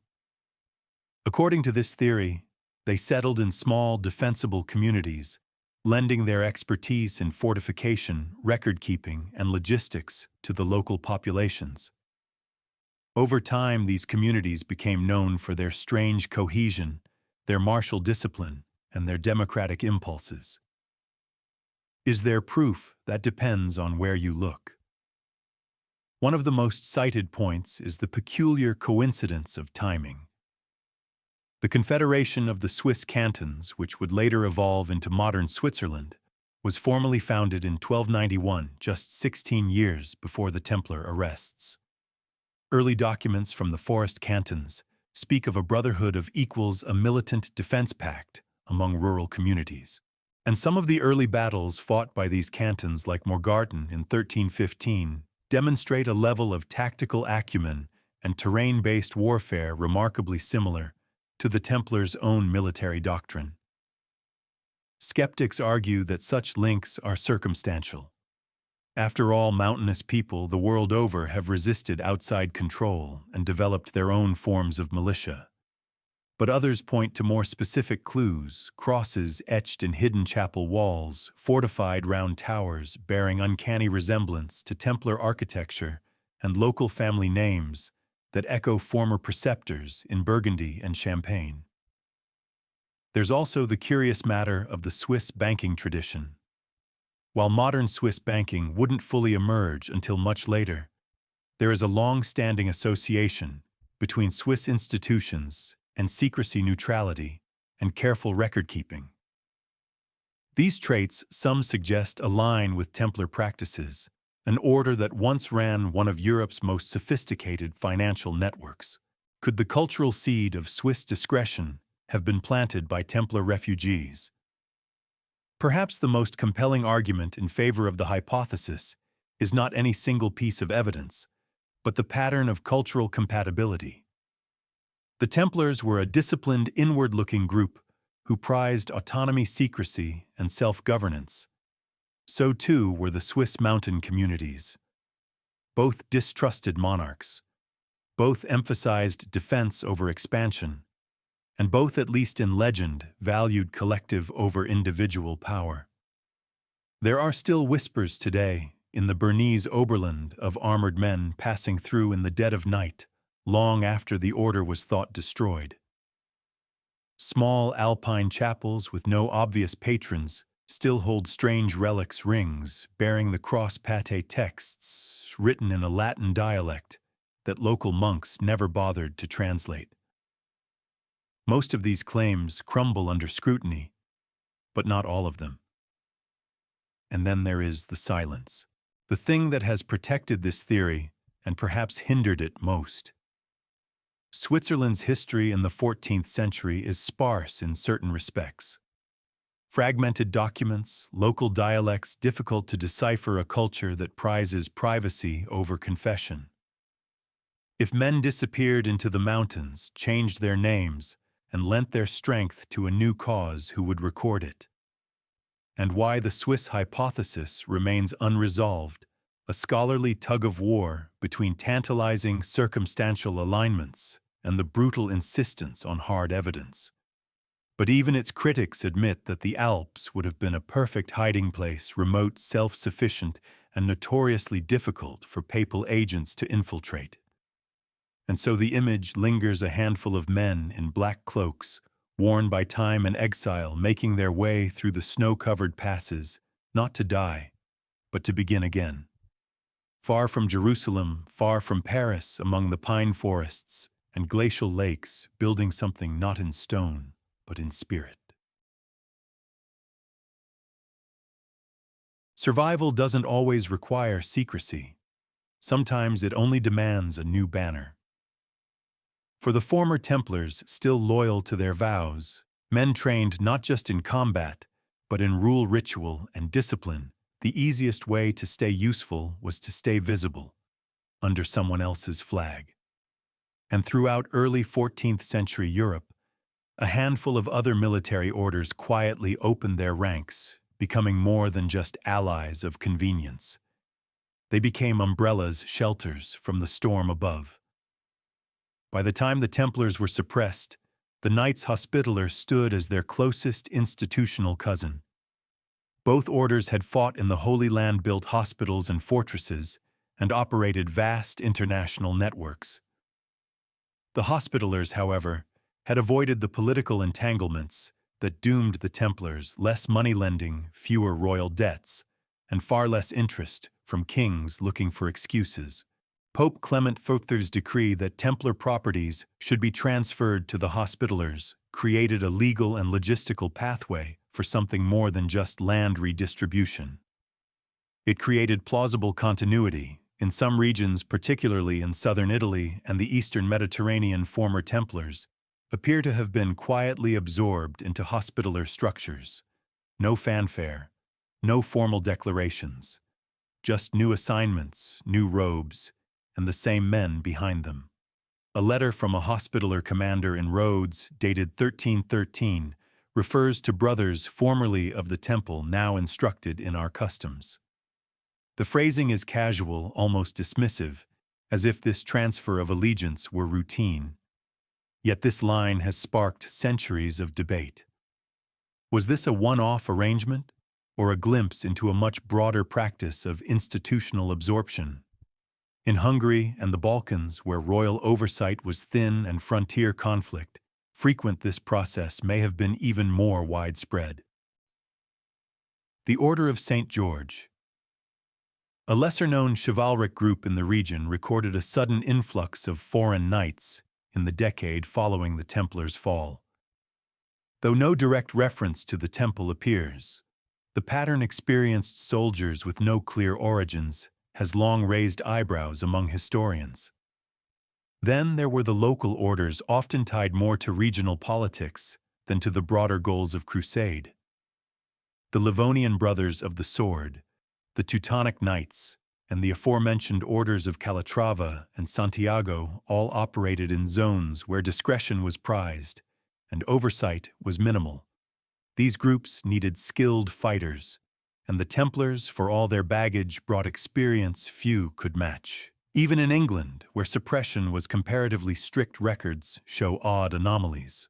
A 1311 roster of the Order of the Garter lists a Robert de Tancard, a name not found in any prior noble lineage, but hauntingly close to Tancred, a known Templar family name from Normandy. His listed profession before knighthood clerk of arms, trained in logistics. The description fits a typical Templar sergeant, and yet no questions were recorded. Why would these orders take the risk? The answer, perhaps, is that they didn't see it as a risk at all. These were not heretics to them. They were brothers in arms, caught in the crossfire of politics. And in a world constantly shifting, a man with discipline training and loyalty to a higher ideal was an asset too valuable to ignore. There is naturally scholarly division on the scope of this phenomenon. Some claim only a handful of Templars were absorbed, too few to matter. Others argue that entire commandery staffs, stripped of insignia, simply walked across the courtyard and donned new colors. The truth likely lies somewhere in between. Enough movement to be noticeable. Enough quiet cooperation to be meaningful. This process raises fascinating questions about identity. When a Templar joined the Hospitallers or another order, did he leave behind his past, or carry it with him beneath the new symbols stitched to his habit? Was it an act of transformation or camouflage? Did they whisper old prayers while learning new creeds in a world where allegiance was often a matter of life or death? Switching orders might not have been betrayal. It may have been the final vow, a way to keep the mission alive, even if the name had to change. One anonymous marginal note found in the Psalter of a Teutonic Knight reads simply, "The house has fallen, but the rule remains." It's written in Latin in a hand that doesn't match the rest of the manuscript. No one knows who wrote it, but to some it reads like a benediction, or perhaps a farewell. And so beneath the banners of survival, the Templars did not vanish. They blended, not into shadows, but into other brotherhoods, changing robes perhaps, but not always hearts. The sword wasn't the Templars' only weapon. Long before their suppression, they had mastered a quieter power finance. While the myths surrounding buried treasure and lost vaults have long captivated the public imagination, the real wealth of the Templar order was institutional. Ledger books, trusted relationships, an international web of debt and credit. And after 1307, that web didn't vanish, it rerouted. In some places, it even made them indispensable. By the end of the 13th century, the Templars had become more than warriors. They were bankers in robes operating a network of financial services unmatched in the medieval world. Nobles entrusted them with estates. Kings borrowed from them to fund wars. Pilgrims deposited money in London and withdrew it in Acre. They understood exchange rates, security, and the value of discretion. In many ways, they invented modern banking before the world was ready for it, which is why after their fall, not all doors closed. Some were left slightly ajar by rulers who had relied too heavily on the order's books. In France, King Philip IV had ample motive to destroy the Templars. His debts to them were enormous, and their archives likely held uncomfortable truths about royal overspending and collateral agreements. But elsewhere, monarchs had no such incentive. In fact, losing Templar financial services posed a serious inconvenience. Portugal is a case in point. After the order's suppression, King Denis moved quickly to preserve Templar infrastructure. Not just castles and horses, but ledgers, stewards, and clerks. The newly founded Order of Christ didn't just inherit the real estate, it absorbed the personnel, many of whom were trained in managing assets that stretched across borders. The transition wasn't just about survival, it was about continuity of service. Even more telling are the subtle signs in urban financial records. In Milan, a merchant account book from 1313 includes a note about trusted keepers of coin formerly with the temple. No names, no addresses, just a brief acknowledgement that someone was still handling transactions discreetly. In Bruges, a city known for its growing financial networks, former Templar warehouses were leased, not confiscated, and the lessees had oddly Templar-sounding surnames. There's also the matter of land. Templar holdings weren't always seized outright. In many cases, especially in England and parts of the Low Countries, they were quietly transferred to other institutions, noble families, abbeys, even city councils, on the condition that existing staff remained. This wasn't charity. It was practical. Trained estate managers, scribes, and legal representatives were rare and valuable. Better to let them stay as long as they promised not to stir theological trouble. This quiet reintegration through financial expertise wasn't always clean. In some regions, Templars were accused of continuing to collect rents and taxes under assumed identities. A 1315 complaint from the Bishop of Liège warns of men with no name who move coin in the shadow of the church. It reads more like a political grumble than an actual accusation, but the implication is clear. Former Templars hadn't vanished. They'd pivoted. Some scholars believe that elements of Templar financial culture even shaped the emerging networks of Lombard bankers and Florentine merchant houses. These rising families, Bardi Peruzzi, and later the Medici, would go on to dominate European banking. While there's no hard evidence of direct Templar involvement, the similarities in risk-sharing credit instruments and cross-border transfer methods are notable, as if the ghosts of a dissolved order whispered from behind the counting tables. Of course, this line of thinking remains speculative, but even conservative historians acknowledge that former Templars would have been attractive hires for any lord or merchant needing help navigating the complexities of wealth. They spoke multiple languages, understood Roman law, and had contacts in nearly every major European port. And unlike many of their secular counterparts, they were used to living under rules, resisting temptation, and keeping secrets. This role, quiet, professional, loyal, allowed some to thrive in anonymity. A former knight, now an estate steward. A former sergeant, now managing grain distribution. Their pasts folded neatly behind ledgers, their titles swapped for clerkship or notary. And so they disappeared, not into battle, but into bureaucracy. There's a certain irony in it all. The men once feared for their power over gold were spared by that very same power. Not because they hoarded it, but because they knew how to move it, protect it, and make it grow. And in a world shifting toward commerce and trade that made them harder to discard than any fortress wall or rusting sword. For those former Templars who didn't find refuge behind monastery walls or beneath foreign banners, there remained a subtler path to survival through the pen rather than the sword. As kingdoms stabilized and courts resumed their rhythms, the value of men with organizational knowledge, logistical skill, and quiet loyalty became clear. And so gradually, a number of once feared knights disappeared not into exile or martyrdom, but into administration. It makes sense in hindsight. The Templars were not just warriors. They were functionaries. They knew how to manage estates, oversee taxation plan supply routes, and administer justice within their commanderies. Many had been trained in canon and civil law. Some had managed regional financial networks.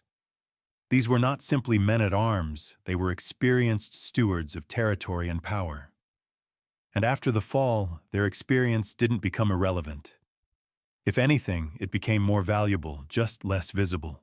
In various regions, especially where the papal decrees were enforced gently or sluggishly, figures with suspiciously convenient backgrounds began to appear in local government roles.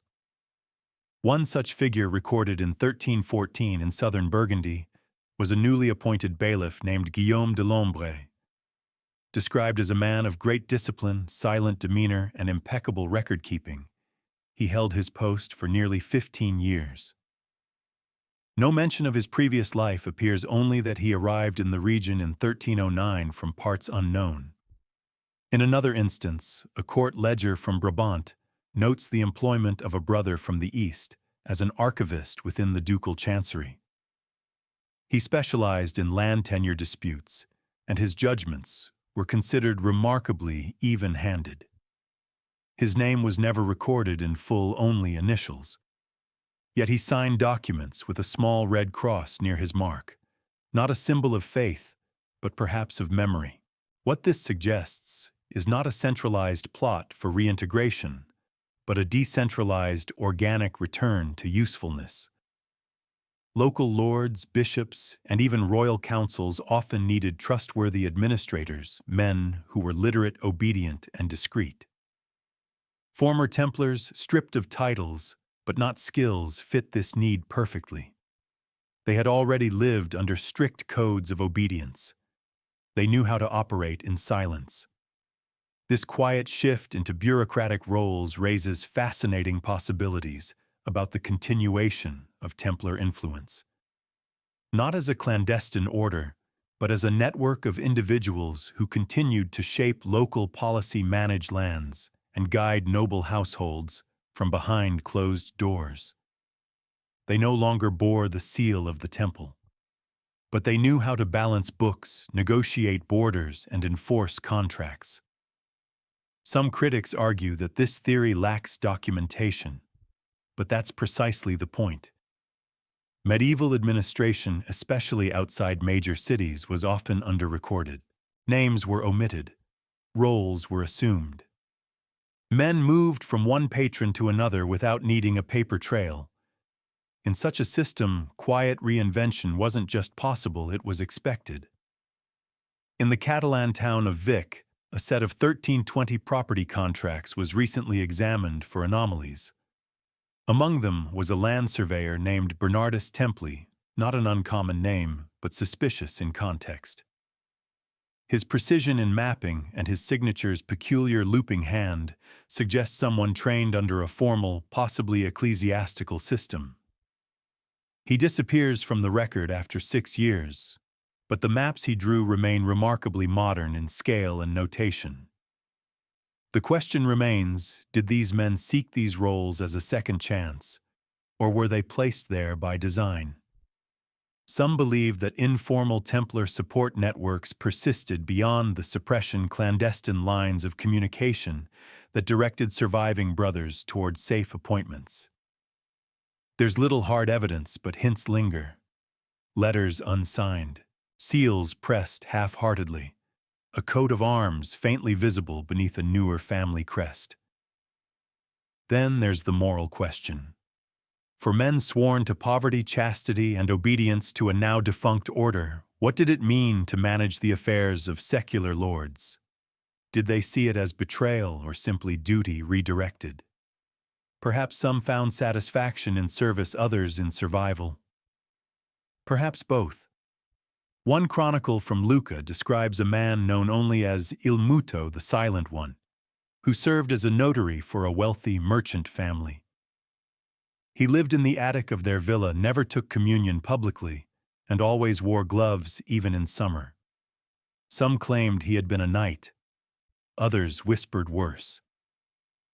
But when he died, the family paid for a full mass, and the priest noted the piety of a man who wrote more prayers than he ever spoke. And so the knight became the administrator. The sword arm stilled. The voice faded. But the hand remained steady, precise, shaping land, law, and power from behind parchment and seal. Not fallen, simply transformed. Disappearance is rarely as dramatic as history makes it seem. More often, it's a matter of erasure in slow motion, letters dropped from a name, titles, replaced memories, reshaped by time and necessity.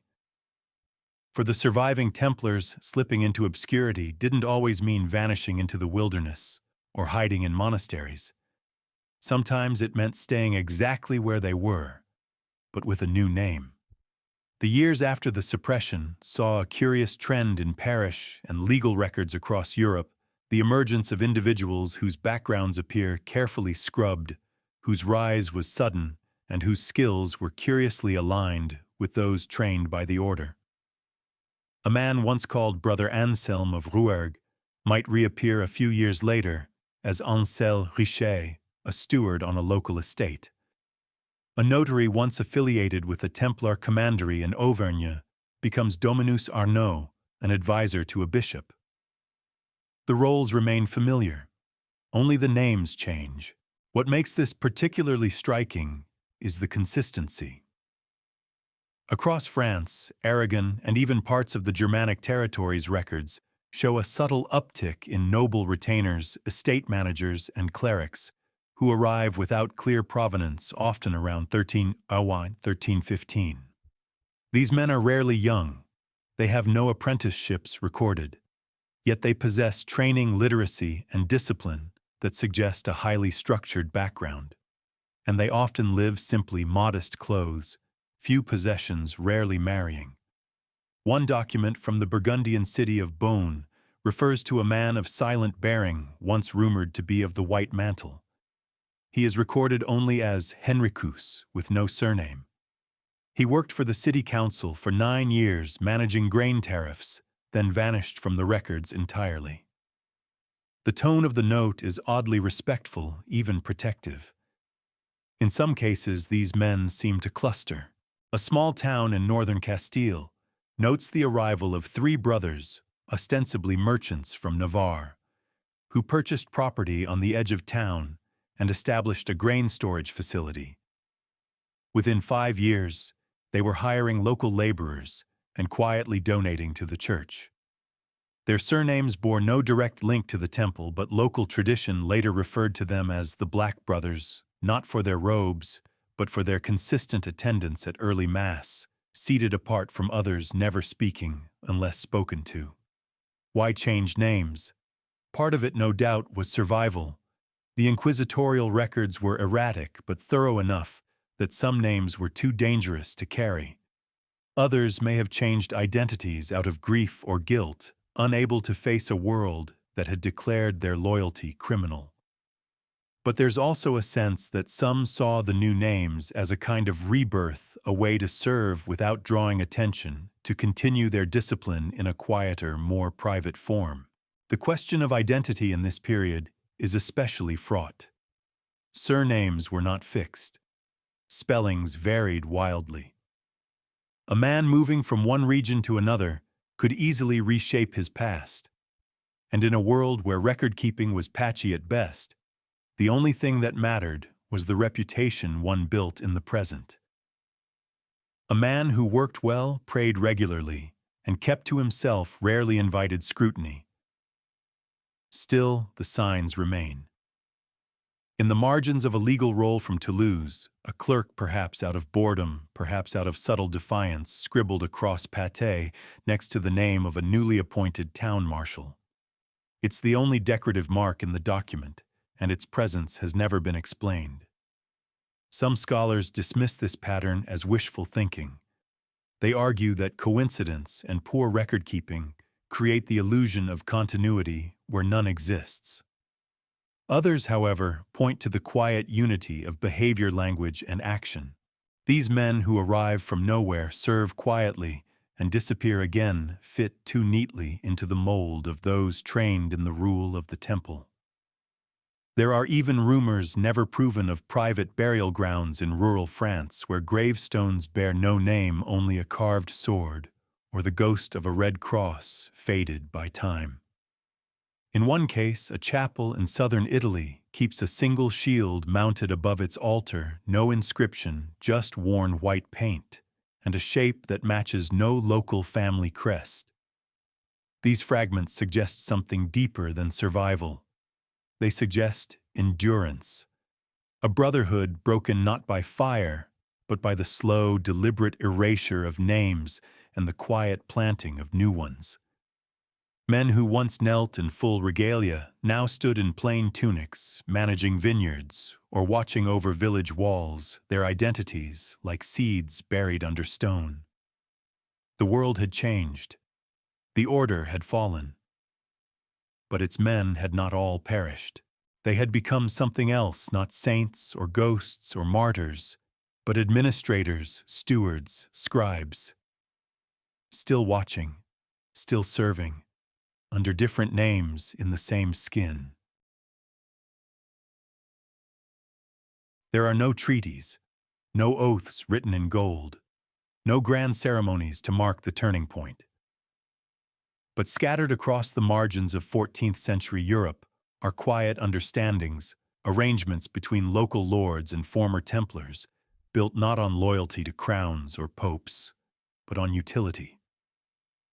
These weren't secret pacts carved in stone. They were nods over bread deals struck behind chapel doors, sealed not with wax, but with a handshake and a promise. As the formal machinery of the order collapsed, the local power structure remained. In much of medieval Europe, real authority did not always lie with kings or bishops. It lived in the hands of landowners, barons, castellans, abbots, and minor nobility who managed day-to-day life in valleys, forests, and hilltop towns. These figures often acted with great independence, especially in regions far from central courts. And when the Templar arrests began, many of these lords had a problem: they were losing reliable men. Templars had long been woven into feudal life, not just as warriors, but as tenants, neighbors, and occasional advisors. When the papal decrees came down, some lords obeyed, others stalled. A few did something else entirely.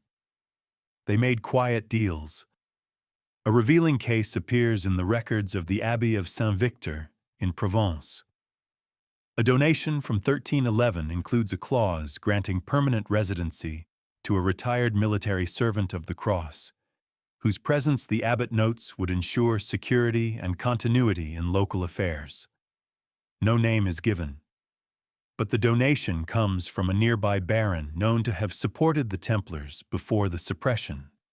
The implication is subtle but strong: the man was being protected, perhaps repaid through ecclesiastical means.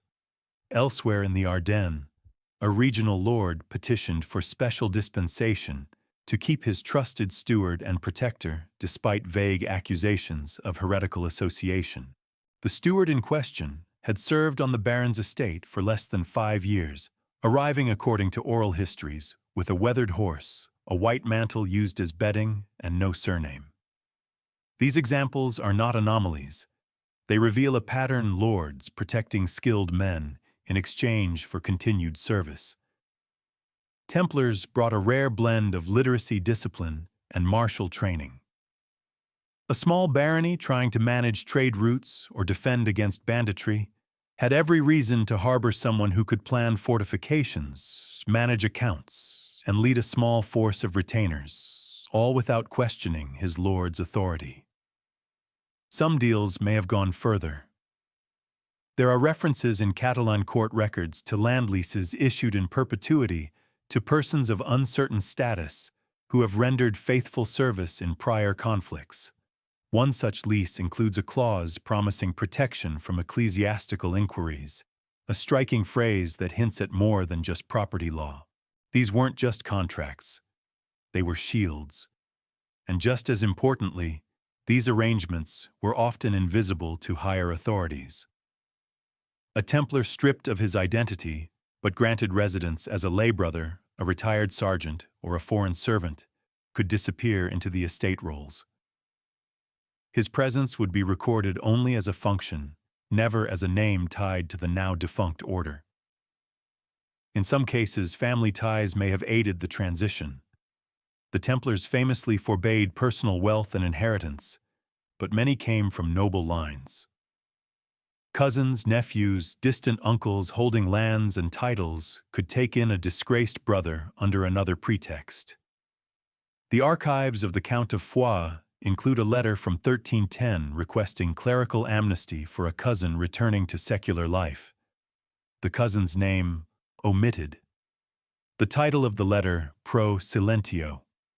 Not all arrangements were noble, some were transactional. A former knight might offer his sword in exchange for safe lodging. A sergeant might offer to train a lord's retainers in siege defense.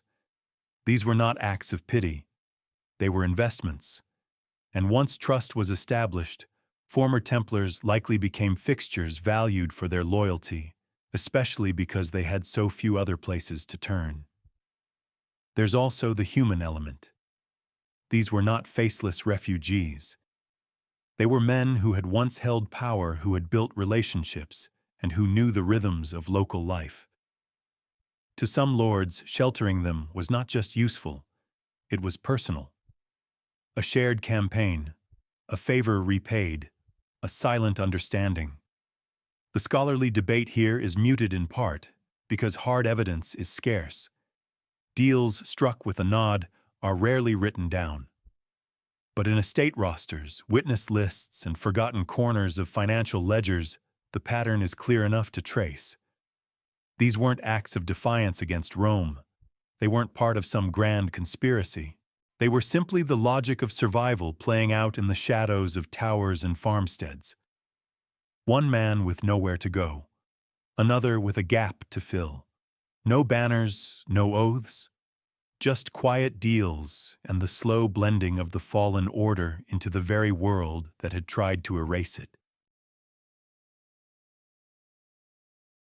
For an order accused of heresy, corruption, and consorting with the devil, you might expect Europe to have erupted in a furious hunt for the remnants of the Templars. That's the logic modern sensibilities apply crime, accusation, pursuit. But the Middle Ages didn't always follow logic. And so after the smoke cleared and the trials slowed, something strange happened. Nothing. There were no mass manhunts, no continent-wide dragnet. The former Templars, now scattered, simply faded from official interest. This absence is one of the most overlooked puzzles in the entire saga. The papacy had declared the order defunct. Secular rulers had confiscated lands, held trials, and in a few infamous cases burned men alive. But once the machinery of suppression had run its course, there was no organized pursuit of those who had slipped away. No papal bounty lists, no lists of names circulated to bishops, no church-led manhunts sweeping through monasteries, ports, or mountain towns. Why? Part of the answer may lie in intent. The primary goal of the suppression had never been the total eradication of every Templar. It was institutional destruction, the dismantling of the order as a power. Once the structure was broken, its lands seized, its leaders tried, the urgency passed. The few thousand surviving members, scattered and now leaderless, no longer represented a political or financial threat. They were no longer the order. They were just men with pasts. There was also the matter of jurisdiction. The Templar suppression was coordinated, but not uniform. Different kingdoms followed different paths. In France, where King Philip IV drove the campaign, arrests were swift and brutal. But elsewhere, Germany, Cyprus, Iberia, the response ranged from reluctant to non-existent. Many local authorities claimed they lacked the resources to identify fugitive Templars. Others more honestly admitted they didn't see the point. Why hunt a man who had already been stripped of his title, his purpose, and often his possessions? In England, the records show a curious hesitance. Edward II initially resisted the arrests altogether, questioning the veracity of the charges. When he finally complied, it was more symbolic than comprehensive. After brief imprisonments, many Templars were quietly pensioned off, granted stipends, and left to live out their lives in designated abbeys or under noble supervision. Once they were out of uniform, they weren't pursued. They were forgotten. A letter from an English bishop to the papal court in 1312 expresses this indifference quite plainly. What is to be gained by chasing ghosts? They are men now humbled and not worth the ink it would take to indict them. That sentiment, rare in its honesty, seems to have prevailed across much of Europe. There were also political incentives to let things lie. Monarchs had already absorbed Templar assets, or redistributed them to loyal lords and churches. Continued prosecutions risked stirring up controversy, reviving questions about royal debts, and prompting sympathy for men many communities still respected. Silence was easier, more profitable even. Additionally, there was the problem of evidence. The trials had already strained the credibility of ecclesiastical courts. Forced confessions under torture, wildly inconsistent testimony, and glaring procedural irregularities left a sour taste in the mouths of many legal scholars and clerics. To launch a secondary wave of arrests would require fresh accusations, and there were none. The moment had passed. Of course, not everyone was forgotten. The highest-ranking members were interrogated, tortured, and in some cases executed. But the rank and file, the brothers who had spent their lives managing grain silos or patrolling dusty borderlands, they were no one's priority. They could reinvent themselves, fade into villages, or live under the protection of sympathetic lords with little fear of pursuit. One story from a town near Limoges captures the mood. A former Templar known locally as Father Renaud served for years as a lay assistant to the village priest. He taught the children Latin, tended the sick, and never spoke of his past. When he died, the townspeople buried him with a simple wooden cross. No questions were asked. No church representative ever arrived to reclaim him. The silence wasn't just negligence. It became policy. A quiet understanding that the blood had dried the gold had changed hands, and the order was over. The men who remained were relics no longer dangerous and no longer useful to pursue. Some theorists argue this silence was itself a cover-up, that networks of protection existed at higher levels shielding former Templars as part of a broader conspiracy. But there's a simpler answer, and it's far more human. People moved on. The world was changing. The papacy was in Avignon. Wars were flaring. Trade routes were expanding, and the ghosts of the White Mantle weren't haunting palaces. They were plowing fields, scribing tax rolls, or dying quietly in borrowed robes. In the end, the lack of a manhunt may be the clearest confirmation of the Templars' fall not into darkness, but into ordinariness. And in that quiet descent, they found the very thing they needed most time. If the Templars who survived the fall of their order managed to scatter, adapt, and resurface under new roles or names, then their children, those born after the suppression, were the final brushstroke that erased the story. For the most part, the second generation didn't bear mantles. They bore silence. They lived in a world that no longer recognized the temple, and their lives became the clearest confirmation that the Brotherhood's legacy wasn't erased by violence, it was folded quietly into the fabric of Europe. What makes this phase so critical is that it wasn't about fleeing or hiding. It was about not remembering, at least not openly. And it started in the most human of ways with families. Although the Templar rule officially forbade marriage and inheritance, there's long been scholarly suspicion that exceptions existed, especially in rural areas and peripheral commanderies. Priors and sergeants often came from local noble stock. Some may have had unofficial relationships. Others, upon escaping suppression, may have abandoned vows altogether and quietly started anew. In the Italian region of Emilia-Romagna, an early 14th century village record mentions a man named Matteo Temperino, literally Little Templar. It's unclear whether this was a given name, a nickname, or an inherited title.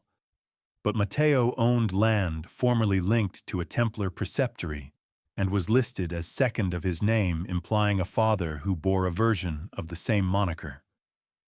The church register notes that he was baptized by a traveling monk and educated at the local abbey. His children's names contain no hint of the past.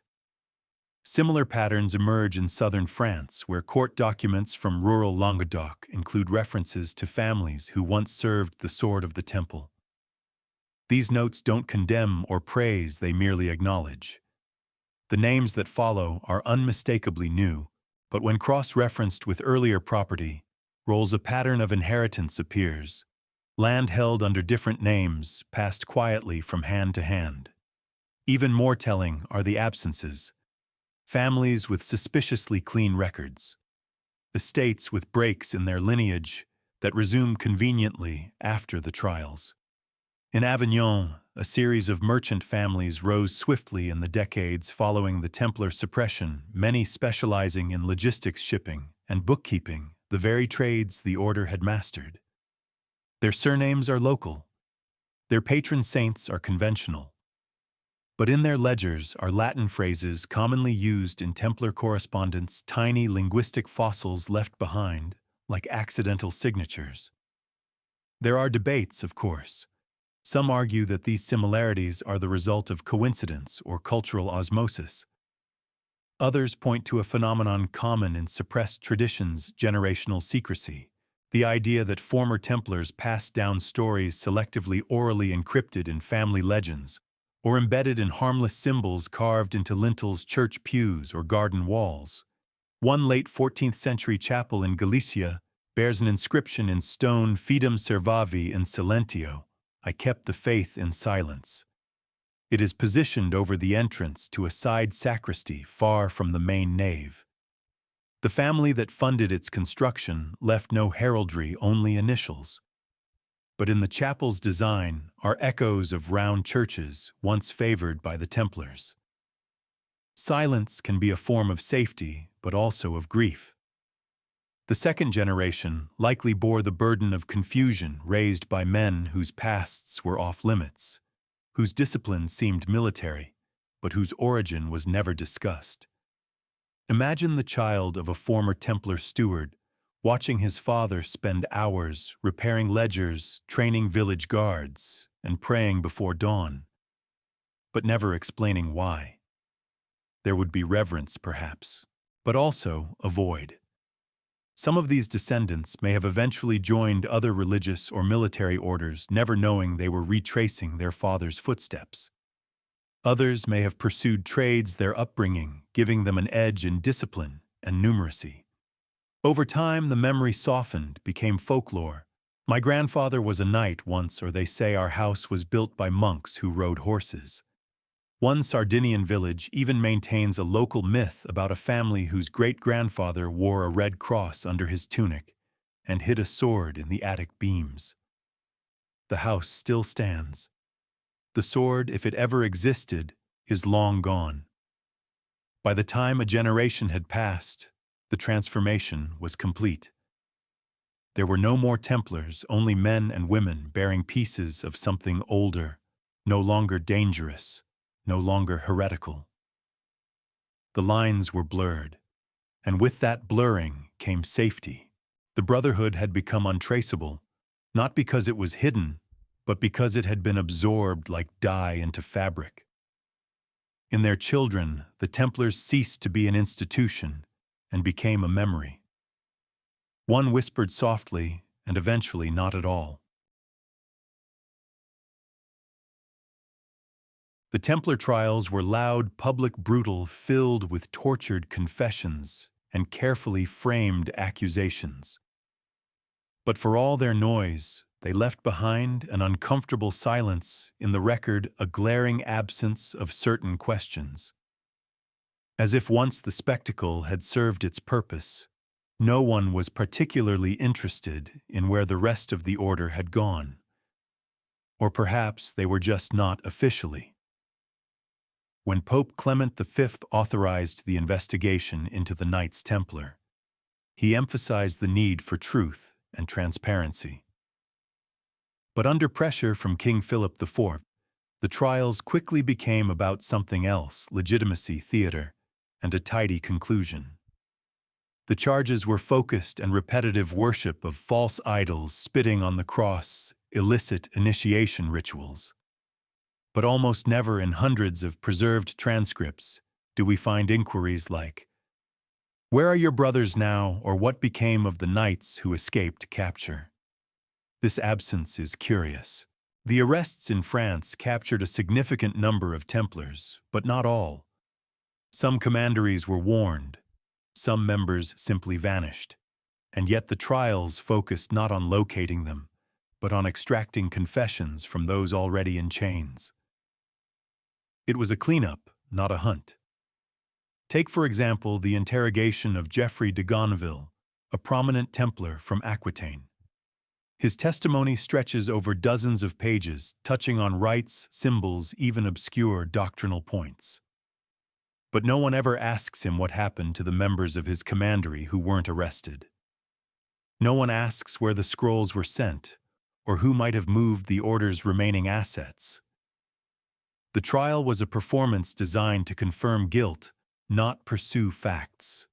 In contrast, earlier, heresy trials, such as those conducted during the Cathar suppression, often included detailed questions about associates' locations and networks.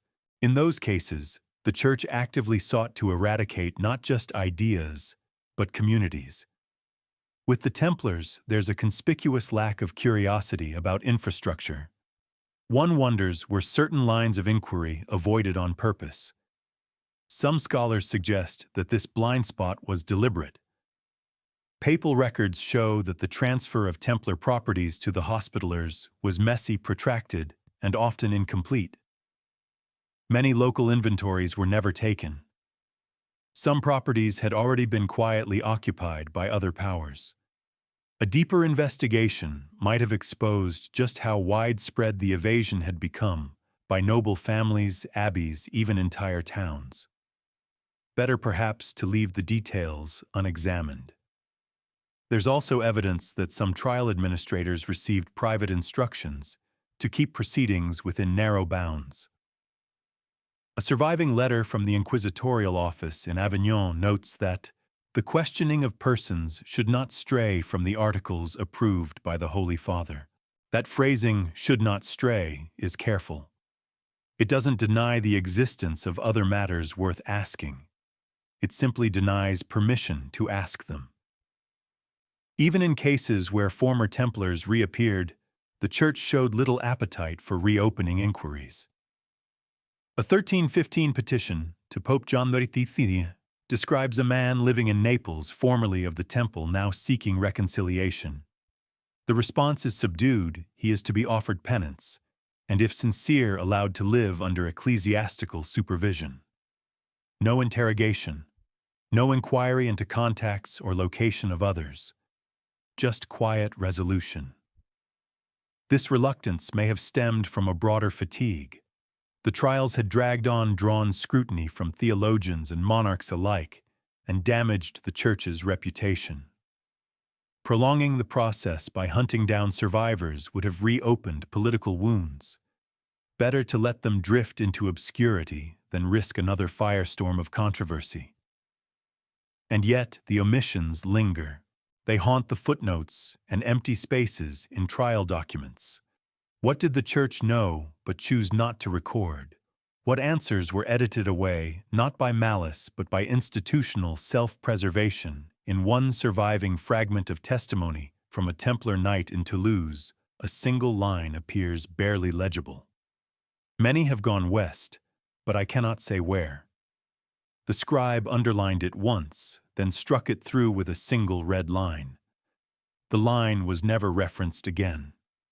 The modern eye, trained to look for patterns, sees in this silence the outline of something deliberate, not a conspiracy perhaps, but a shared impulse to stop looking too closely once the desired narrative had been secured. Because to ask where the rest went would be to admit they had gone somewhere. And to admit that might raise more dangerous questions than any confession of heresy ever could. By now, the individual pieces begin to form a shape. A fortress here, a forgotten ledger there. Names that don't match, but habits that do. The silence of cloisters, the whispers in court, records the round churches with no patrons. None of it taken alone proves that the Templars survived in any formal way. But collectively, a pattern emerges not of an unbroken organization, but of a scattered brotherhood that reshaped itself to survive. It wasn't a single strategy. It was many adapted to local conditions, personalities, and opportunities. Some fled through mountains. Others took to the sea. Many simply stayed put, waiting for the fire to die down. The roads diverged, but the goal remained the same: preserve what mattered. Not the titles, not the banners, but the knowledge, the community, the rule that had shaped their lives. In regions like Portugal, this survival was institutional. The Order of Christ didn't just inherit the buildings, it inherited the personnel. Its structure echoed the old temple, and for decades its ranks included men whose prior affiliations were never formally acknowledged, but never truly hidden either. In Aragon and Castile, similar rebirths occurred, cloaked in different robes, shaped by different political needs. Elsewhere, survival was personal. In the Swiss cantons, in obscure valleys of the Pyrenees, in outposts from Dalmatia to the Aegean, the brothers who escaped found lives as guards, scribes, and stewards. Some lived as monks under assumed identities. Others reappeared in cities, blending into the commercial classes. A few may have even returned to their families, those they had left behind, for vows they could no longer keep. What links all of these paths isn't conspiracy, it's continuity. A quiet transmission of habit and discipline, of values that were hard to unlearn. Even when stripped of uniforms and creeds, the men who had once called themselves Templars moved with the weight of something larger behind them. This becomes most clear when examining the traits that repeat. First, discretion. The brothers who survived did not write memoirs. They did not boast. The greatest act of loyalty, perhaps, was silence. Second, usefulness. Whether managing land or aiding local defense, former Templars adapted their skills to stay indispensable. Third, service. Even as the Church declared their order heretical, many continued to serve in religious or charitable roles, tending land for abbeys, aiding the poor, advising small courts. There's also an aesthetic continuity, architecture that appears out of place. Devotional texts copied with curious marginalia, carved crosses with no clear origin. Round churches appear in places the Templars were never officially recorded. Shrines bear icons once favored by the order. In some areas, the term temple remained attached to sites centuries after the order's fall, with no clear reason why. One monastery in central Italy kept a Templar-style calendar well into the 1400s. A coastal village in northern Portugal has a festival honoring the Brothers of the Red Cross, though no one remembers who they were. A ledger in a Florentine banking house includes a code key matching one used in Templar ciphers, written in a hand far newer than it should be. Even the language persists. Terms like preceptor, commandery, and the rule continue to appear in non-Templar contexts long after their formal usage should have ended. These weren't accidents. They were echoes. What does this all amount to? Not a secret society pulling strings from the shadows. Not a hidden treasure fleet or a mystical bloodline. Just something quieter. Men reshaping their lives without ever shedding the discipline that shaped them. A brotherhood that learned to survive by becoming invisible. It is a form of survival that resists the dramatic. No banners rising in rebellion. No last stands or secret codices spelling out grand designs. Just quiet adaptation. The kind of survival that doesn't look like a story until you notice it's everywhere. And perhaps that was the final lesson of the temple. Not how to fight or to pray or to die, but how to endure, piece by piece, in ways no trial could erase. In the end, the Templars did not retreat to a single mountain refuge or vanish aboard a fleet bound for some secret land. They did not regroup in the shadows of one fortress or behind the walls of a single abbey. The evidence gathered piece by piece points to something far more diffuse and far more effective. What they created was not a hidden stronghold. It was a network.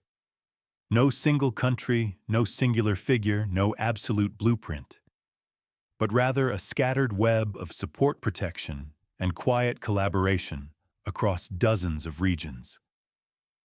It was a survival strategy that favored adaptability over defiance. They did not resist the world that had condemned them. They reshaped themselves to fit within it behind layers of local cooperation and the protective cover of usefulness. Portugal's Order of Christ, Aragon's Order of Montesa, the mercenary bands in Lombardy, the anonymous stewards in Languedoc, the scribes in Bruges, the monks in the Dodecanese, the shadowed figures in Swiss cantons.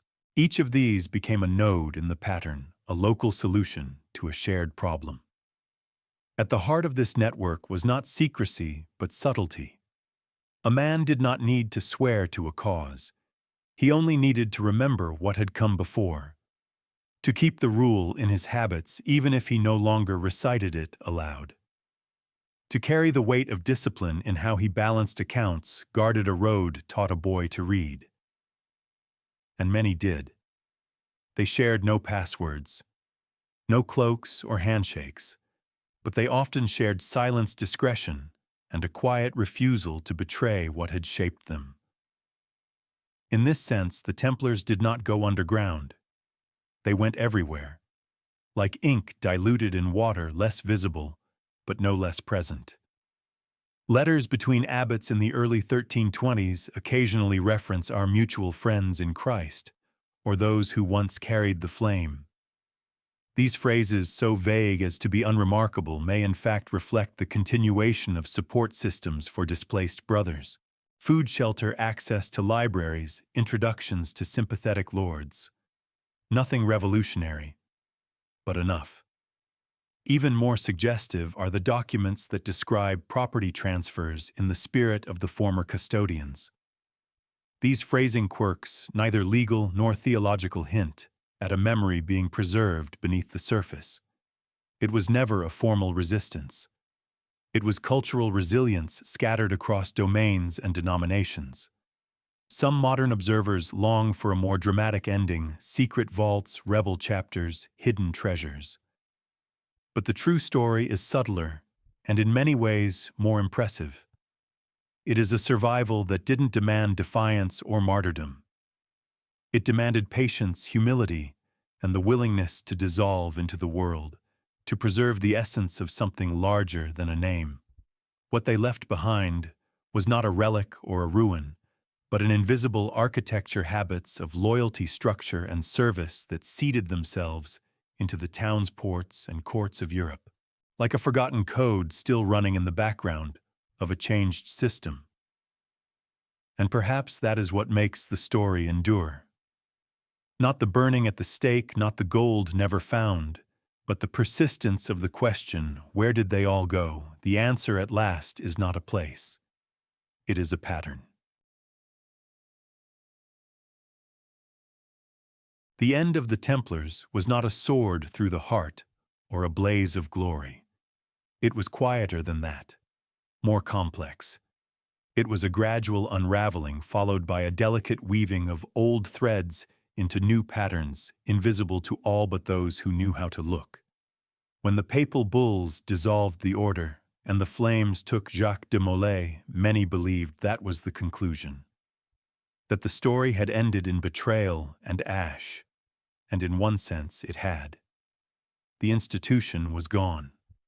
Its seals broken its rule, outlawed its possessions, scattered across monarchies and rival orders like so many bones. But stories do not die simply because someone declares them finished. They retreat. They wait. They adapt. The Templars endured not as a name, but as a memory, a method, a way of being in the world that had been shaped by decades of brotherhood discipline and trust. And it was in the aftermath, in the shadows cast by bonfires and tribunals, that these pieces took root elsewhere, in coastal towns and monastic kitchens, in the margins of forgotten ledgers, in the minds of those who had once ridden together under the banner of the temple, and who now walked alone through a changed world. The old fortress had fallen, but the men had not entirely. They became soldiers under new masters, monks under new rules, merchants with oddly precise manners. The Templar became a role that could no longer be spoken, but still remembered. Rewritten not in chronicles, but in habits, in silences. And perhaps that is the most enduring truth of all, that survival in the end is not always loud. It doesn't always wear armor or carry swords. Sometimes it wears the robes of a monk. Sometimes it sits behind a desk. Sometimes it stands in the corner of a chapel that no one visits anymore. You've walked through these traces, this quiet web of refuge and reinvention, and now, as the final pieces settle, you may realize that the mystery of the Templars was never really about disappearance. It was about transformation, and how some endings are just a clever way to begin again.